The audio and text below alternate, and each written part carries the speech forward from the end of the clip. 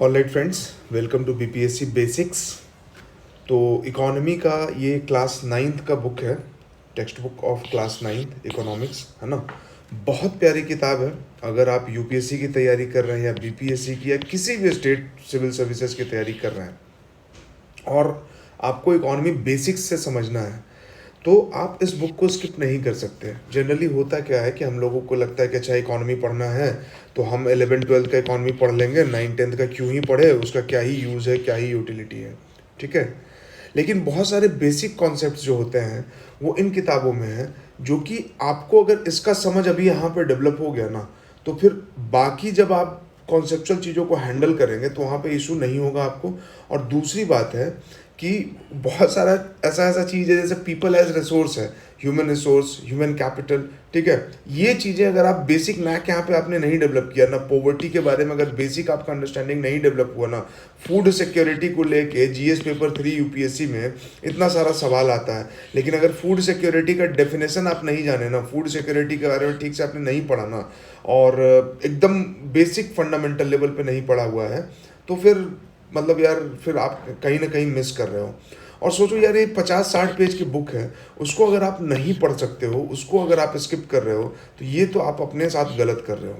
तो I hope कि आप इस बात को समझेंगे। और इसी पर्पज़ के साथ एनसीईआरटी का इकोनॉमी का class 9th, class 10th, class 11th और क्लास 12th, ये चारों क्लास का एनसीईआरटी जो है वो बीपीएससी बेसिक्स पे डिस्कस किया जा रहा है, ताकि जो भी तैयारी के इनिशियल फेज में है या तैयारी शुरू करने वाले हैं, चाहे आप कॉलेज में हो, चाहे आपने कोचिंग स्टार्ट कर दिया है, अभी आपका इकोनॉमी का लेक्चर चल रहा है, तो इस पर्पज़ से ये लेक्चर बनाया जा रहा है कि आप इन चारों बुक को अच्छी तरह से समझ लें, और समझने के बाद फिर थोड़ा सा एक लेवल ऊपर, 2 लेवल ऊपर जाके जो यूपीएससी का क्वेश्चन होता है उसको हैंडल करे, चाहे वो प्रीलिम्स हो, चाहे मेंस हो, चाहे बीपीएससी हो, चाहे यूपीपीसीएस हो, कोई भी स्टेट सिविल सर्विसेज हो, एनसीईआरटी को तो आप पढ़ना ही पढ़ना है, स्किप नहीं कर सकते हैं, ठीक है।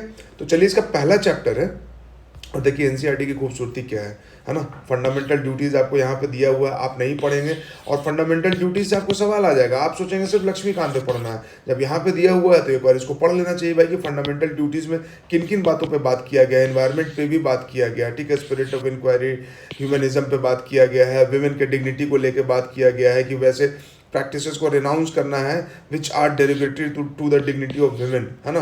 तो ये सब फंडामेंटल राइट में लिखा गया है, ठीक है। आर्टिकल 51A में है, और 42nd अमेंडमेंट 1976 के बाद इसको ऐड किया गया था। फिर इसमें एक बार अमेंडमेंट हुआ, 86th अमेंडमेंट है 2002 में, किस लिए किया गया था ये आप कमेंट सेक्शन में बताएंगे, ठीक है।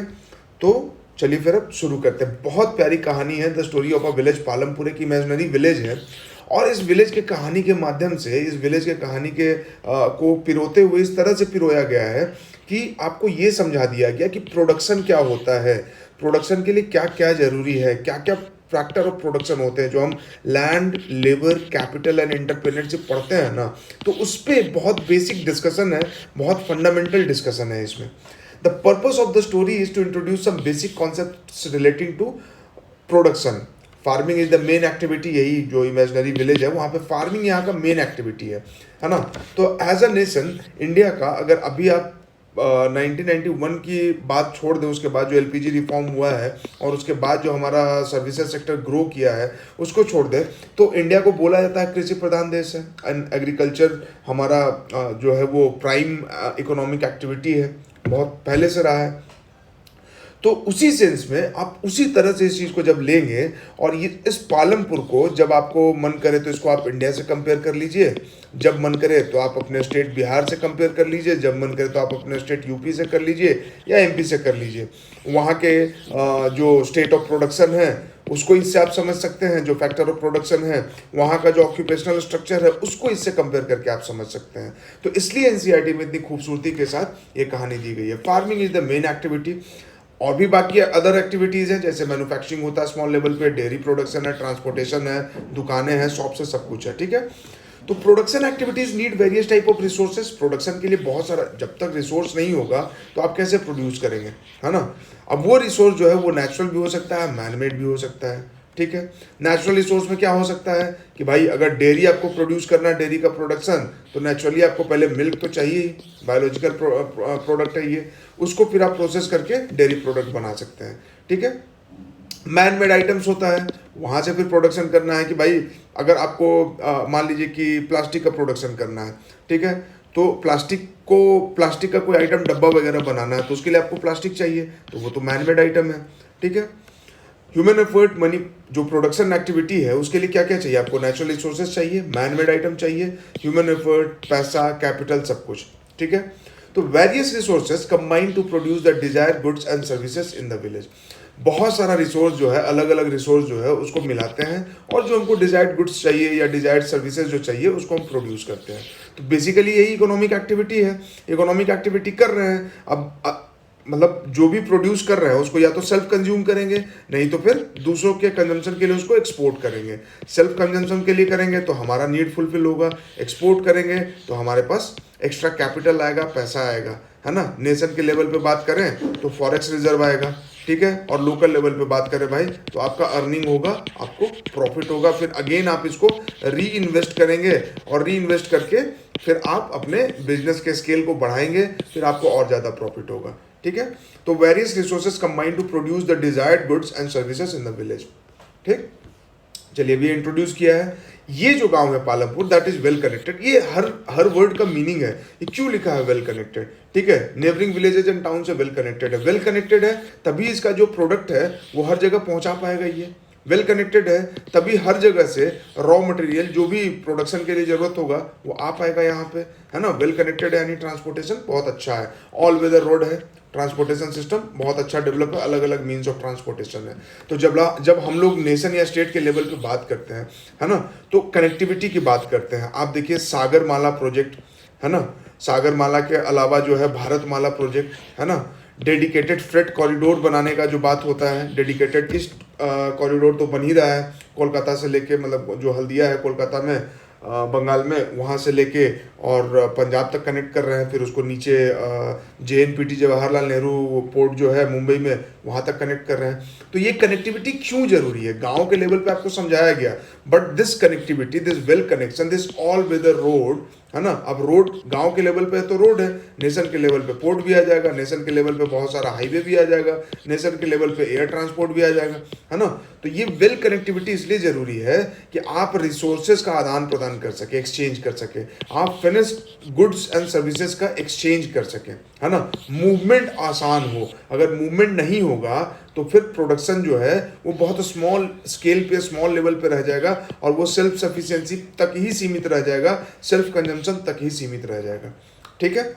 अब बताया गया कि this village has about 450 families और वो लोग अलग अलग कास्ट के हैं। 80 अपर कास्ट फैमिली है और बाकी जो है शेड्यूल कास्ट दलित फैमिली है, 1/3 of the population and live in one corner of the village. अब यहाँ पे देखिए सोसाइटी सोशियोलॉजी को भी डिस्कस कर दिया गया कि एक तो कि डिफरेंट सेक्शन ऑफ पीपल है, डिफरेंट सेक्शन ऑफ पॉपुलेशन है, हमारे नेशन में भी है, क्लास के बेसिस पे, कास्ट के बेसिस पे, रीजन के बेसिस पे, रिलीजन के बेसिस पे, है ना। तो इस गांव में 80 अपर कास्ट फैमिली है। अब अपर कास्ट फैमिली कहने का मतलब क्या हुआ, तो हुआ कि भाई own the majority of the land, मतलब जो मेन कैपिटल ऑफ प्रोडक्शन है, जो मेन फैक्टर ऑफ प्रोडक्शन है लैंड, है ना, land, labour, capital and entrepreneurship. तो लैंड जो है, जो फिक्स्ड रिसोर्स है, जो बढ़ नहीं सकता बहुत ज़्यादा एक लिमिट के बाद, उसको कुछ लोग के कंट्रोल में है वो, ठीक है। और बाकी जो 1/3 ऑफ द पॉपुलेशन है वो गांव के एक कॉर्नर पे रहता है। भाई क्यों, ऑब्वियस सा बात है, शेड्यूल कास्ट है, दलित है, तो काइंड ऑफ डिस्क्रिमिनेशन जो बहुत पहले से चलते आ रहा है तो वो अभी भी दिखता है, ठीक है। तो अभी भी दिखता है, तो खैर कॉन्स्टिट्यूशन ने, लॉ ने, पार्लियामेंट ने बहुत सारी व्यवस्थाएं की हैं, तो अब उस तरह से आपको एकदम क्रोनिक सेंस में नहीं दिखेगा, बट स्टिल पीपल जो है वो सेग्रीगेटेड है, ठीक है।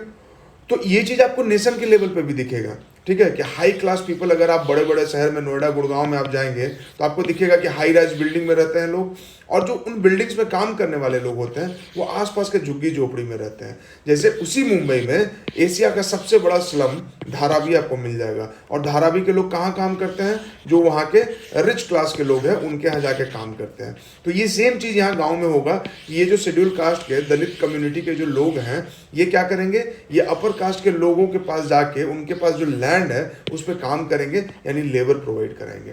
यानी कि अपर कास्ट फैमिली के पास लैंड है, इनके पास लेबर है। तो एक फैक्टर ऑफ प्रोडक्शन हो गया लैंड, दूसरा हो गया लेबर, है ना। अब इसके बाद क्या चाहिए होगा, कैपिटल और एंटरप्रेन्योरशिप। तो अभी उसकी कहानी हम लोग आगे देखेंगे। देखिए एकदम ऐसे ही थोड़ा थोड़ा प्यार से समझना है इसको, मतलब हर लेवल पे आप सोचिए, कनेक्ट कीजिए चीज़ों के साथ, जितना ज़्यादा कनेक्ट करेंगे, जितना ज़्यादा इंटरलिंक करेंगे। अभी हो सकता है बहुत लोग को लग रहा होगा या लग सकता है कि भाई अरे ये क्यों पढ़े, ये तो बड़ा आसान लग रहा है, लेकिन अगर इस तरह से आप नहीं पढ़ेंगे ना, तो जब आपको कॉम्प्लिकेटेड क्वेश्चन मिलेगा मेंस में सॉल्व करने के लिए, तो वहाँ पे या फिर ऐसे में अगर कोई पैराग्राफ आपको जनरेट करना है, तो वहाँ पे जो आपका जो आर्टिकुलेशन होगा ना, वो ऑर्गेनिक नहीं होगा। ठीक है, वहां पे आप चीजों को उस तरह से नहीं रख पाएंगे जिससे किसी को पढ़ के लगे कि yes you have understood these things, you have well command over this kind of economic concepts. ठीक है, अब गांव में देखिए इलेक्ट्रिसिटी पावर भी है, ठीक है, स्मॉल बिजनेस भी है, प्राइमरी स्कूल भी है, प्राइमरी हेल्थ सेंटर भी है, प्राइवेट डिस्पेंसरी भी है, तो मतलब मिला जुला के बहुत समृद्ध गांव है। ठीक है, और समृद्धि के साथ साथ क्या है कि यहाँ पे जो बेसिक चीज़ें जो चाहिए वो यहाँ पे मिला हुआ है। ठीक, अब इसी को नेशन के लेवल पे आप देख लीजिए कि भाई नेशन के लेवल पे इलेक्ट्रिसिटी का क्या स्थिति है, नेशन के लेवल पे बिजनेस का क्या स्थिति है, कि ये तो गांव था तो स्मॉल बिजनेस लिखा, नेशन के लेवल पे लार्ज बिजनेस होगा, कॉर्पोरेट होगा, है ना, ये सब होगा। हेल्थ सेंटर है तो नेशन के लेवल पे यहाँ पे सिर्फ प्राइमरी है, नेशन के लेवल पे एम्स भी आ जाएगा। ठीक है, यहाँ पे प्राइवेट डिस्पेंसरी है, नेशन के लेवल पे मेदांता, मैक्स जैसा सुपर स्पेशलिटी हॉस्पिटल भी आ जाएगा, है ना। यहाँ पे सिर्फ प्राइमरी स्कूल की बात है, नेशन के लेवल पे एनआईटी आ जाएगा, आईआईटी आ जाएगा, आईआईएम आ जाएगा, आईआईएससी आ जाएगा, नेशन के लेवल पे जेएनयू, डीयू, जो भी बड़े बड़े यूनिवर्सिटीज़ है वो सब आ जाएंगे, स्टेट के लेवल पे उसी हिसाब से आप सोच लीजिए। ठीक है, Palampur has fairly well developed system of road transportation, electricity, सब कुछ। ठीक है, तो story of Palampur will take us through the different type of production, हमें डिफरेंट टाइप ऑफ प्रोडक्शन करना है, और ये जो स्टोरी है वो हमें इस चीज़ को समझाएगा, farming and non farming activity दोनों। अब यहीं पे देखिए, जैसे अगर आपको ऐसे लिखना है ना, तो कितना प्यार से देखिए, ये समझिए एक तरह से कि एक ऐसे लिखा गया है। ठीक है, और ऐसे को कितना प्यार से एक इमेजिनरी गांव बना के और उसमें सारा चीज जो भी समझाना है सब चीज यहाँ पे पिरो दिया गया है। तो ऐसे में जैसे बोलता है ना कि एनेक्डोट से शुरू करना, कहानी कैसे लिखा जाता है, तो देखिए यहाँ पे जिस पर्सपेक्टिव में बात हो रही है, तो कहानी को किस तरह से बिल्डअप किया गया। इंटरेस्टिंग कहानी है, आप पढ़ेंगे तो बोर नहीं होंगे, तो आपका ऐसे भी इसी तरह से होना चाहिए। The story of Palampur will take us through the different type of production, farming है, नॉन फार्मिंग एक्टिविटीज है, मैन्युफैक्चरिंग, ट्रांसपोर्ट, शॉपकीपिंग, इटीसी, ये हर तरह का एक्टिविटी आपको यहाँ पे मिल रहा है।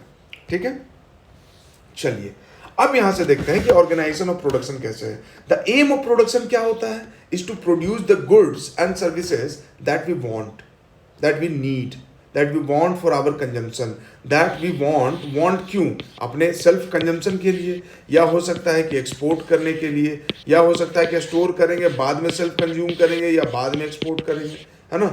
The aim of production is to produce the goods and services that we want. There are 4 requirement for the production. कोई भी चीज प्रोड्यूस करने के लिए, मतलब प्रोडक्शन का जो बेसिक इकोनॉमिक कॉन्सेप्ट है कि क्या क्या चाहिए, तो मेन 4 फंडामेंटल रिक्वायरमेंट है। लैंड, लेबर, कैपिटल, कैपिटल में फिजिकल कैपिटल भी आ जाएगा, और लेबर तो ह्यूमन कैपिटल हो ही गया, और इसके बाद इन सब चीज को यूज करके एंटरप्रेन्योरशिप। देखिए समझिए, आपको कोई फैक्ट्री कहीं पे लगना है, तो फैक्ट्री लगाने के लिए क्या चाहिए, पहले चाहिए जमीन। ठीक है, जमीन मिल गया, फैक्ट्री लगाना है, फैक्ट्री लगाने के लिए अब क्या है, यहाँ पे जो भी स्ट्रक्चर खड़ा करना है उसके लिए लेबर चाहिए, जब स्ट्रक्चर खड़ा हो जाएगा प्रोडक्शन के लिए, उसके लिए भी लेबर चाहिए, जब प्रोडक्शन हो गया है उसको डिस्ट्रीब्यूट करना है उसके लिए भी लेबर चाहिए, फैक्ट्री को बाद में मेंटेनेंस करना है उसके लिए भी लेबर चाहिए। ठीक है, तो लैंड, लेबर। इसके बाद आता है कि भाई साहब आपको लेबर तो मिल गया, लेकिन ये जो स्ट्रक्चर आपने खड़ा किया वो कैसे आप खड़ा करेंगे, बिना पैसे के तो होगा नहीं, तो इसको खड़ा करने के लिए आपको चाहिए फिजिकल कैपिटल, फिजिकल इनपुट, है ना, आपको पैसा चाहिए, मनी चाहिए, इन्वेस्ट करना होगा। ठीक, चलिए इन्वेस्ट करके आपने स्ट्रक्चर खड़ा कर दिया, प्रोड्यूस करेंगे तो कुछ तो रिसोर्स चाहिए, अगर आप गाड़ी बनाना चाहते हैं तो आपको स्टील चाहिए होगा, है ना, तो ये भी फिजिकल कैपिटल में आ गया कि भाई ये रिसोर्स चाहिए। चलिए ये सब कुछ है, लेकिन आप ये जो पूरा कहानी चल रहा है ये हवा में तो नहीं चल रहा है। इस फैक्ट्री को बनाने का किसी ने सपना देखा होगा, इस फैक्ट्री का, इस बिजनेस आइडिया का किसी को तो आइडिया चमका होगा कि भाई ये काम करते हैं, सरकार से पैसा लेके या लोन लेके या कहीं से भी कैपिटल जुगाड़ करके। ठीक है, तो ये जिसको चमका था, जिसने ये इनिशिएटिव लिया था, ये लेबर ने तो नहीं लिया था, ये इनिशिएटिव जिसने लिया था उसको बोलते हैं एंटरप्रेन्योर, है ना। उसने एंटरप्रेन्योरशिप दिखाया कि भाई एक कारखाना शुरू करेंगे, कारखाने के लिए हमको ज़मीन चाहिए, ज़मीन ले लिया, कारखाने के लिए कैपिटल चाहिए, वो भी जुगाड़ हो गया, कारखाना चलाने के लिए, बनाने के लिए लेबर चाहिए, वो भी जुगाड़ हो गया। ये सारा जुगाड़ जो कर रहा है उसको बोलते हैं एंटरप्रेन्योर, है ना, एंटरप्रेन्योरशिप। ठीक। अब ये जो एंटरप्रेन्योर है ये काम क्यों कर रहा है? ये काम कर रहा है कि भाई बिजनेस करेंगे और उससे हमको मिलेगा प्रॉफिट, है ना, और इस प्रॉफिट को फिर हम कंज्यूम करेंगे या दूसरे बिजनेसेस में लगाएंगे। ठीक है। ये लेबर जो यहाँ पे काम कर रहा है इसको क्या मिल रहा है? इसको प्रॉफिट नहीं चाहिए, लेबर को चाहिए वेज, कि प्रॉफिट तुम अपना रखो, तुम्हारा कारखाना चलेगा कि नहीं चलेगा हमको नहीं मतलब है, बट हमने जितना काम किया दिन भर उतना हमको पैसा मिलना चाहिए, उतना रेम्यूनरेशन मिलना चाहिए, और लेबर काम करता है वेज पे। ठीक है। अब लेबर में क्या होगा? कोई स्किल्ड लेबर होगा, इंजीनियर, तो उसको अच्छा सैलरी मिलेगा, कोई अनस्किल्ड लेबर होगा तो उसको कम सैलरी मिलेगा। अब जो लैंड वाला है, लैंड वाले को क्या मिलेगा? लैंड वाले को मिलेगा रेंट, है ना, लैंड वाले को मिलेगा रेंट, लैंड वाले को मिलेगा कंपनसेशन। अगर लैंड पूरी तरह से एक्वायर कर लिया गया, खरीद लिया गया, तो कंपनसेशन मिलेगा, पैसा मिलेगा। भाड़े पे लगाया भाई तो उनको रेंट मिल रहा है। ठीक है। अब आता है बात कि जो कैपिटल है, पैसा है, मनी है, उसको क्या मिलेगा? तो जो पैसा है, मनी है, उसको मिलेगा भाई साहब, जो वर्किंग कैपिटल है, मनी है, जो जिसने भी पैसा लगाया, अगर बैंक ने पैसा दिया तो उस एंटरप्रेन्योर को, तो बैंक को बदले में मिलेगा इंटरेस्ट। ठीक है, इंटरेस्ट। तो बैंक को जब इंटरेस्ट मिलेगा तो बैंक को अपना प्रॉफिट बन रहा है। अब बिजनेस चले या नहीं चले, जैसे उधर वेज ले रहा था लेबर, तो उसी तरह से बिजनेस चले या नहीं चले, बैंक को चाहिए इंटरेस्ट। अब देखिए यहीं से आपको समझना है, ठीक है, कि भाई आपका बिजनेस अगर मान लीजिए नहीं चल रहा है, ठप हो रहा है, हमको उससे क्या मतलब है, हमको तो वेज चाहिए ना। तो कभी जो पहले आप पुरानी मूवीज को जब देखेंगे तो वहां देखेंगे कि मिल मालिक और लेबर्स के बीच में बहुत टसल होता था कि पैसा नहीं मिल रहा है, वेज नहीं मिल रहा है। क्यों भाई? तो कैजुअलाइजेशन ऑफ लेबर हो गया है, इनको कॉन्ट्रैक्ट पे रखा गया है, गुंडों से डराया जाता है, हड़कवाया जाता है, और इनको पैसा नहीं दिया जाता है, कटौती किया जाता है। तो इसलिए सरकार को बनाना पड़ता है लेबर लॉज, है ना। तो 4 कोड्स जो बनाया गया है लेबर लॉज, अभी जो प्रेजेंट गवर्नमेंट है उनके द्वारा, तो ये जो 4 कोड है लेबर लॉज को सिंप्लीफाई किया गया। बहुत सारा अलग अलग लॉज था, दिक्कत होता था उसको कंप्लाई करने में और बाकी चीज़ करने में, है ना, इम्प्लीमेंट कराने में। तो इसीलिए इसको कोडिफाई करके 4 लॉ में बना दिया गया है। तो इसको आप करंट अफेयर्स में पढ़ेंगे। 4 कोड्स आया है, वेजेस के लिए, ऑक्यूपेशनल सेफ्टी के लिए और सब चीज़ के लिए। ठीक है, तो ये चीज़ हो गया। लेकिन मान लीजिए कि अगर बिजनेस जो है, जो फैक्ट्री हमने बनाया, वो फैक्ट्री नहीं चला, तो लेबर तो वेज लेगा, और बैंक जो है वो भी बोलेगा कि भाई इंटरेस्ट रेट दो हमको। अब आपने सुना होगा इंसॉल्वेंसी एंड बैंकरप्सी कोड, है ना, बीपीएससी के प्रीलिम 69 में पूछा भी था कि इंसॉल्वेंसी का मतलब क्या होता है, बैंकरप्सी का मतलब क्या होता है। यूपीएससी के मेंस में सवाल आया है, यूपीएससी में भी प्रीलिम्स में और डीपर जाके इस पर सवाल पूछा गया है। तो ये इतना इम्पॉर्टेंट क्यों है? अब भाई इम्पॉर्टेंट क्यों है, तो यहीं पे आपको समझना है 9th क्लास के एनसीईआरटी में, कि बैंक ने लोन दिया। अब मान लीजिए कि एसबीआई ने किसी कारखाना को खोलने के लिए 100 करोड़ का लोन दिया। अब ये कारखाना चल नहीं रहा, ये फैक्ट्री चल नहीं रहा, 1 साल हो गया, 2 साल हो गया, बैंक को बदले में इंटरेस्ट नहीं मिल रहा है। अब बैंक को इंटरेस्ट नहीं मिल रहा है तो बैंक ने भी तो पैसा कहीं से लिया था ना। बैंक ने किससे लिया था? आम पब्लिक से लिया था। ये लेबर जो काम कर रहा है यहाँ पे, ये जो इंजीनियर है, ये अपना मंथली सैलरी से जो सेविंग करता है ये इंजीनियर, वही तो बैंक में जमा किया, और वही पैसा तो घुमा के बैंक ने इसको इंटरेस्ट पे दिया है फैक्ट्री वाले को। तो अगर ये इंटरेस्ट वापस नहीं करेगा, अगर ये लोन वापस नहीं करेगा, तो बैंक फिर इस इंजीनियर को कैसे वापस करेगा पैसा? और अगर ये स्थिति ज़्यादा दिन तक रही तो बैंक के एग्जिस्टेंस पे सवाल हो जाएगा, बैंक को दिक्कत होगा, बैंक करप्ट होने की स्थिति में आ जाएगा। ठीक है, लेकिन बिजनेस का भी अपना कहना है कि भाई हम कहाँ से दें, मेरा तो चल ही नहीं रहा है, तो बैंक बोलेगा नीलाम करेंगे। अब नीलाम करके भी अगर 100 करोड़ नहीं रिकवर हो पा रहा है, नीलामी का प्रोसेस अलग है। अगर बैंक बोलेगा हम नीलाम करेंगे, तो जिसने फैक्ट्री खोला है वो इसको लिटिगेट कर देगा, मामला को कोर्ट में चला जाएगा, बोलेगा हुजूर हम तो इसको ठीक करने के फिराक में लगे हुए हैं, but bank is not listening to us. ठीक है, तो मामला लिटिगेट हो जाएगा।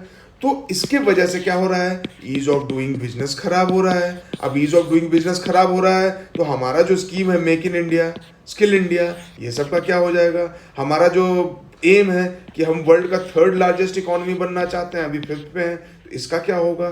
तो इसके लिए गवर्नमेंट जो है बोली, गवर्नमेंट ने इंटरवीन किया और बोला कि ठीक है, इतना ज़्यादा लिटिगेशन नहीं करना है, इंसॉल्वेंसी एंड बैंकरप्सी कोड नाम से एक लॉ बनाते हैं, और ये जो प्रॉब्लम बैंक और कॉरपोरेट के बीच में, बैंक और बिजनेस के बीच में हो रहा है, उसको हैंडल करने का एक तरीका निकालते हैं, और वो है इंसॉल्वेंसी एंड बैंकरप्सी कोड। तो पहले जो एग्जिस्टिंग जो मैकेनिज्म था उसको सिंप्लीफाई किया गया, उसको रिलैक्स किया गया, इसको ऐसा बनाया गया कि अगर बिजनेस नहीं चल पा रहा है तो इसको भी क्रिमिनल की तरह नहीं देखा जाए, और अगर बैंक प्रॉब्लम में है तो इसके भी प्रॉब्लम को सॉल्व किया जाए। तो गवर्नमेंट क्या करती थी, पहले इंसॉल्वेंसी एंड बैंकरप्सी कोड नहीं था तो गवर्नमेंट को पैसा पंप करना पड़ता था बैंक्स में, लेकिन अब क्या है, इंसॉल्वेंसी एंड बैंकरप्सी कोड है, अगर ये नहीं चल रहा है तो या तो नीलाम किया जाएगा, ठीक है, उसका टाइम पीरियड बनाया गया है, 90 दिन है, 120 दिन है, 365 दिन है। तो ये टेक्निकलिटी आप जब आईबीसी पढ़ेंगे तब उसमें समझेंगे, लेकिन यहाँ पे हम लोग क्या समझ रहे हैं कि फैक्टर ऑफ प्रोडक्शन, और ये फैक्टर ऑफ प्रोडक्शन कैसे फिर हायर लेवल पे बाकी चीज़ों से लिंक्ड है, चाहे वो आपको मेंस का आंसर लिखना हो और चाहे प्रीलिम्स में कंसेप्चुअल सवाल पूछे जाए, ठीक है। तो ये बात है। अब ये फैक्ट्री नहीं चल रही है तो इसमें बोला गया कि भाई ठीक है, हो सकता है कि एंटरप्रेन्योरशिप जो कर रहा है उसके मैनेजमेंट स्किल में, उसके डेवलपमेंटल स्किल में कमी हो सकता है कोई और आदमी आए और इसको अच्छे से चला ले, हो सकता है कोई और बढ़िया बिजनेस स्किल वाला कोई कंपनी आए और इसको एक्वायर करे और इसमें कुछ काट छाट करे, कुछ इफिशियंसी लेके आए और इसको प्रॉफिटेबल बना दे, है ना। तो वो भी चीज़ चलता है यहाँ पे। तो इंसॉल्वेंसी एंड बैंकिंग जो आईबीसी कोड आया था वो इसी के लिए आया था, ठीक है। तो यहाँ पे हमने क्या क्या डिस्कस किया कि देखिए, लेबर है, वेज है, इसको कोई मतलब नहीं है। आपको कैपिटल चाहिए, कैपिटल बैंक से मिल रहा है, ठीक है। वैरायटी ऑफ कैपिटल, तो एक तो फिक्स्ड कैपिटल होता है जो आपका टूल, मशीन, बिल्डिंग, तो ये प्रीलिम्स से पूछ देगा कि फिक्स्ड कैपिटल क्या है और वर्किंग कैपिटल क्या है, ठीक है। अब हो सकता है कि वर्किंग कैपिटल के ऑप्शन में मतलब ये दोनों दे दे कि फिक्स्ड कैपिटल, वर्किंग कैपिटल, और वर्किंग के सामने आपको ये लिख दे और फिक्स्ड कैपिटल के सामने आपको लिख दे मनी, है ना। आपको लगेगा कि हाँ यार, मनी तो बैंक में फिक्स करते हैं तो हो सकता है ये सही हो, और वर्किंग कैपिटल बोला है तो टूल, मशीन, ये तो वर्क करने के लिए होता है, तो ये वर्किंग कैपिटल हो सकता है ना। और आप गलत करके आ जाएंगे और फिर जब क्वेश्चन का एनालिसिस होगा तब पता चलेगा कि अरे ये तो 9th क्लास के एनसीईआरटी में दिया हुआ था। जैसे यूपीएससी में सवाल पूछा गया तो बाद में पता चला कि किटकैट के रैपर पे था, है ना। जैसे चांदीपुर जो बीच है उसके बारे में सवाल पूछा गया था अब 2007 में, है ना, 2018 में, लेकिन सब किसी ने कहीं पढ़ा नहीं था ना, एनसीईआरटी में था, कहीं था, बाद में पता चला कि किटकैट के रैपर पे था। तो आपको अवेयर रहना है, चीज़ों को लिंक करना है, ठीक है। तो फोर्थ रिक्वायरमेंट 2 क्या है, नीड नॉलेज एंड एंटरप्राइज, है ना, कि आप बिजनेस कैसे कर सकते हैं, able to put together land, labour and physical capital. तो जो एंटरप्रेन्योरशिप जिसमें स्किल होता है वही पुट टुगेदर करता है लैंड, लेबर और कैपिटल को, और उसके बाद प्रोडक्ट तैयार करता है ना। तो इसीलिए आज स्टार्टअप इंडिया है या स्टैंड अप इंडिया है या मेक इन इंडिया आप कह लीजिए, तो ये सब क्या है, एंटरप्रेन्योरशिप है।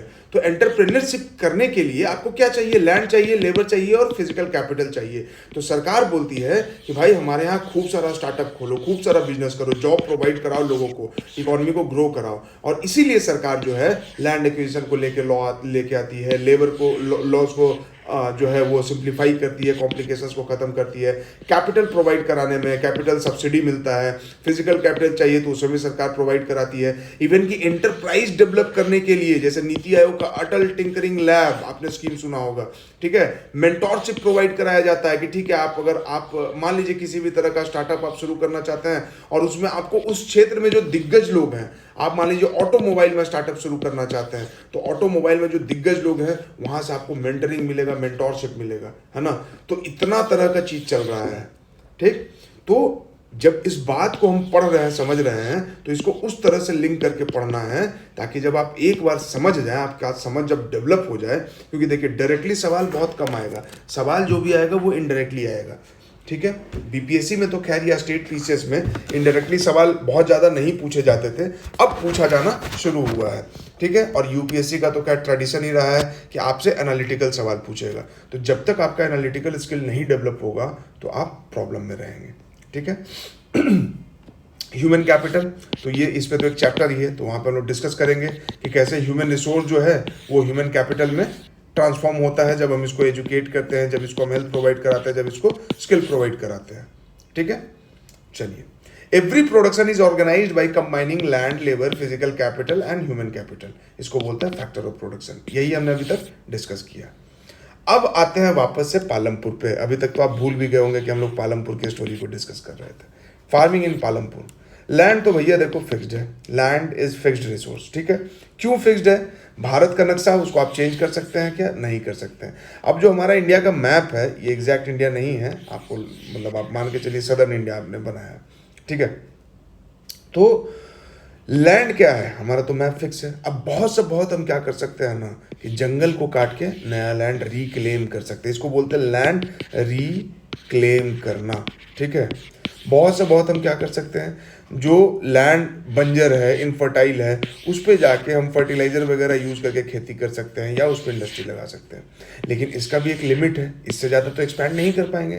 जो टोटल एरिया है इंडिया का वही आप यूज़ कर सकते हैं ना। आप बहुत से बहुत तो जो पहाड़ है उसको काट के प्लेन कर देंगे, बट ये इन्वायरमेंट को ख़राब करेगा, इन्वायरमेंट इकोलॉजिकल बैलेंस को गड़बड़ करेगा। तो land is fixed. Farming is the main production है और 75% पीपल जो है वो फार्मिंग पे ही डिपेंडेंट हैं। लेकिन फार्मिंग के लिए चाहिए क्या? लैंड, और बहुत ज़्यादा लैंड, बहुत ज़्यादा लैंड, ठीक। और 75% पीपल लैंड पे डिपेंडेंट है। इसका मतलब क्या है कि फार्मिंग का लिमिटेशन है। फार्मिंग में आपको इनोवेशन करना पड़ेगा, फार्मिंग में आपको इफ़िशियंसी लाना पड़ेगा।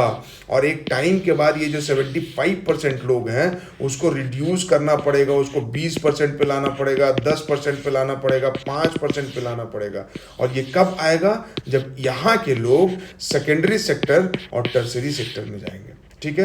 अब ये जो इकॉनमी का सेक्टर है वो क्लास 10th के इकॉनमी में पढ़ना है, तो वहाँ पे हम लोग डिस्कस करेंगे प्राइमरी सेक्टर क्या है, सेकेंडरी सेक्टर क्या है, टर्सरी सेक्टर क्या है, और उसको भी इसी तरह से लिंक कर करके पढ़ेंगे, है ना। एकदम मतलब वो बच्चा जैसा पढ़ाई नहीं करेंगे, हम पहले बेसिक समझेंगे फिर उसको लिंक करेंगे आगे से, ताकि जब आप एक डॉट यहाँ से यहाँ कनेक्ट हो गया है, अब इसके बाद आपको अगला डॉट कनेक्ट करना हो तो आपको प्रॉब्लम ना हो, ठीक है। लेकिन अगर इस डॉट के साथ इसको आपने कनेक्ट ही नहीं किया, डायरेक्ट आप यहीं से शुरू करेंगे, आप पॉलिटी का एनसीईआरटी नहीं पढ़ेंगे, डायरेक्ट लक्ष्मीकांत पढ़ेंगे, तो that will be tedious task. खासकर तब जब आपने एनसीईआरटी कभी नहीं पढ़ा या कभी भी अच्छे से एक बार भी नहीं पढ़ा स्कूल में, ठीक है। तो ये टीडियस टास्क हो जाएगा, आपको बेसिक अंडरस्टैंडिंग नहीं डेवलप हो पाएगा, ठीक है।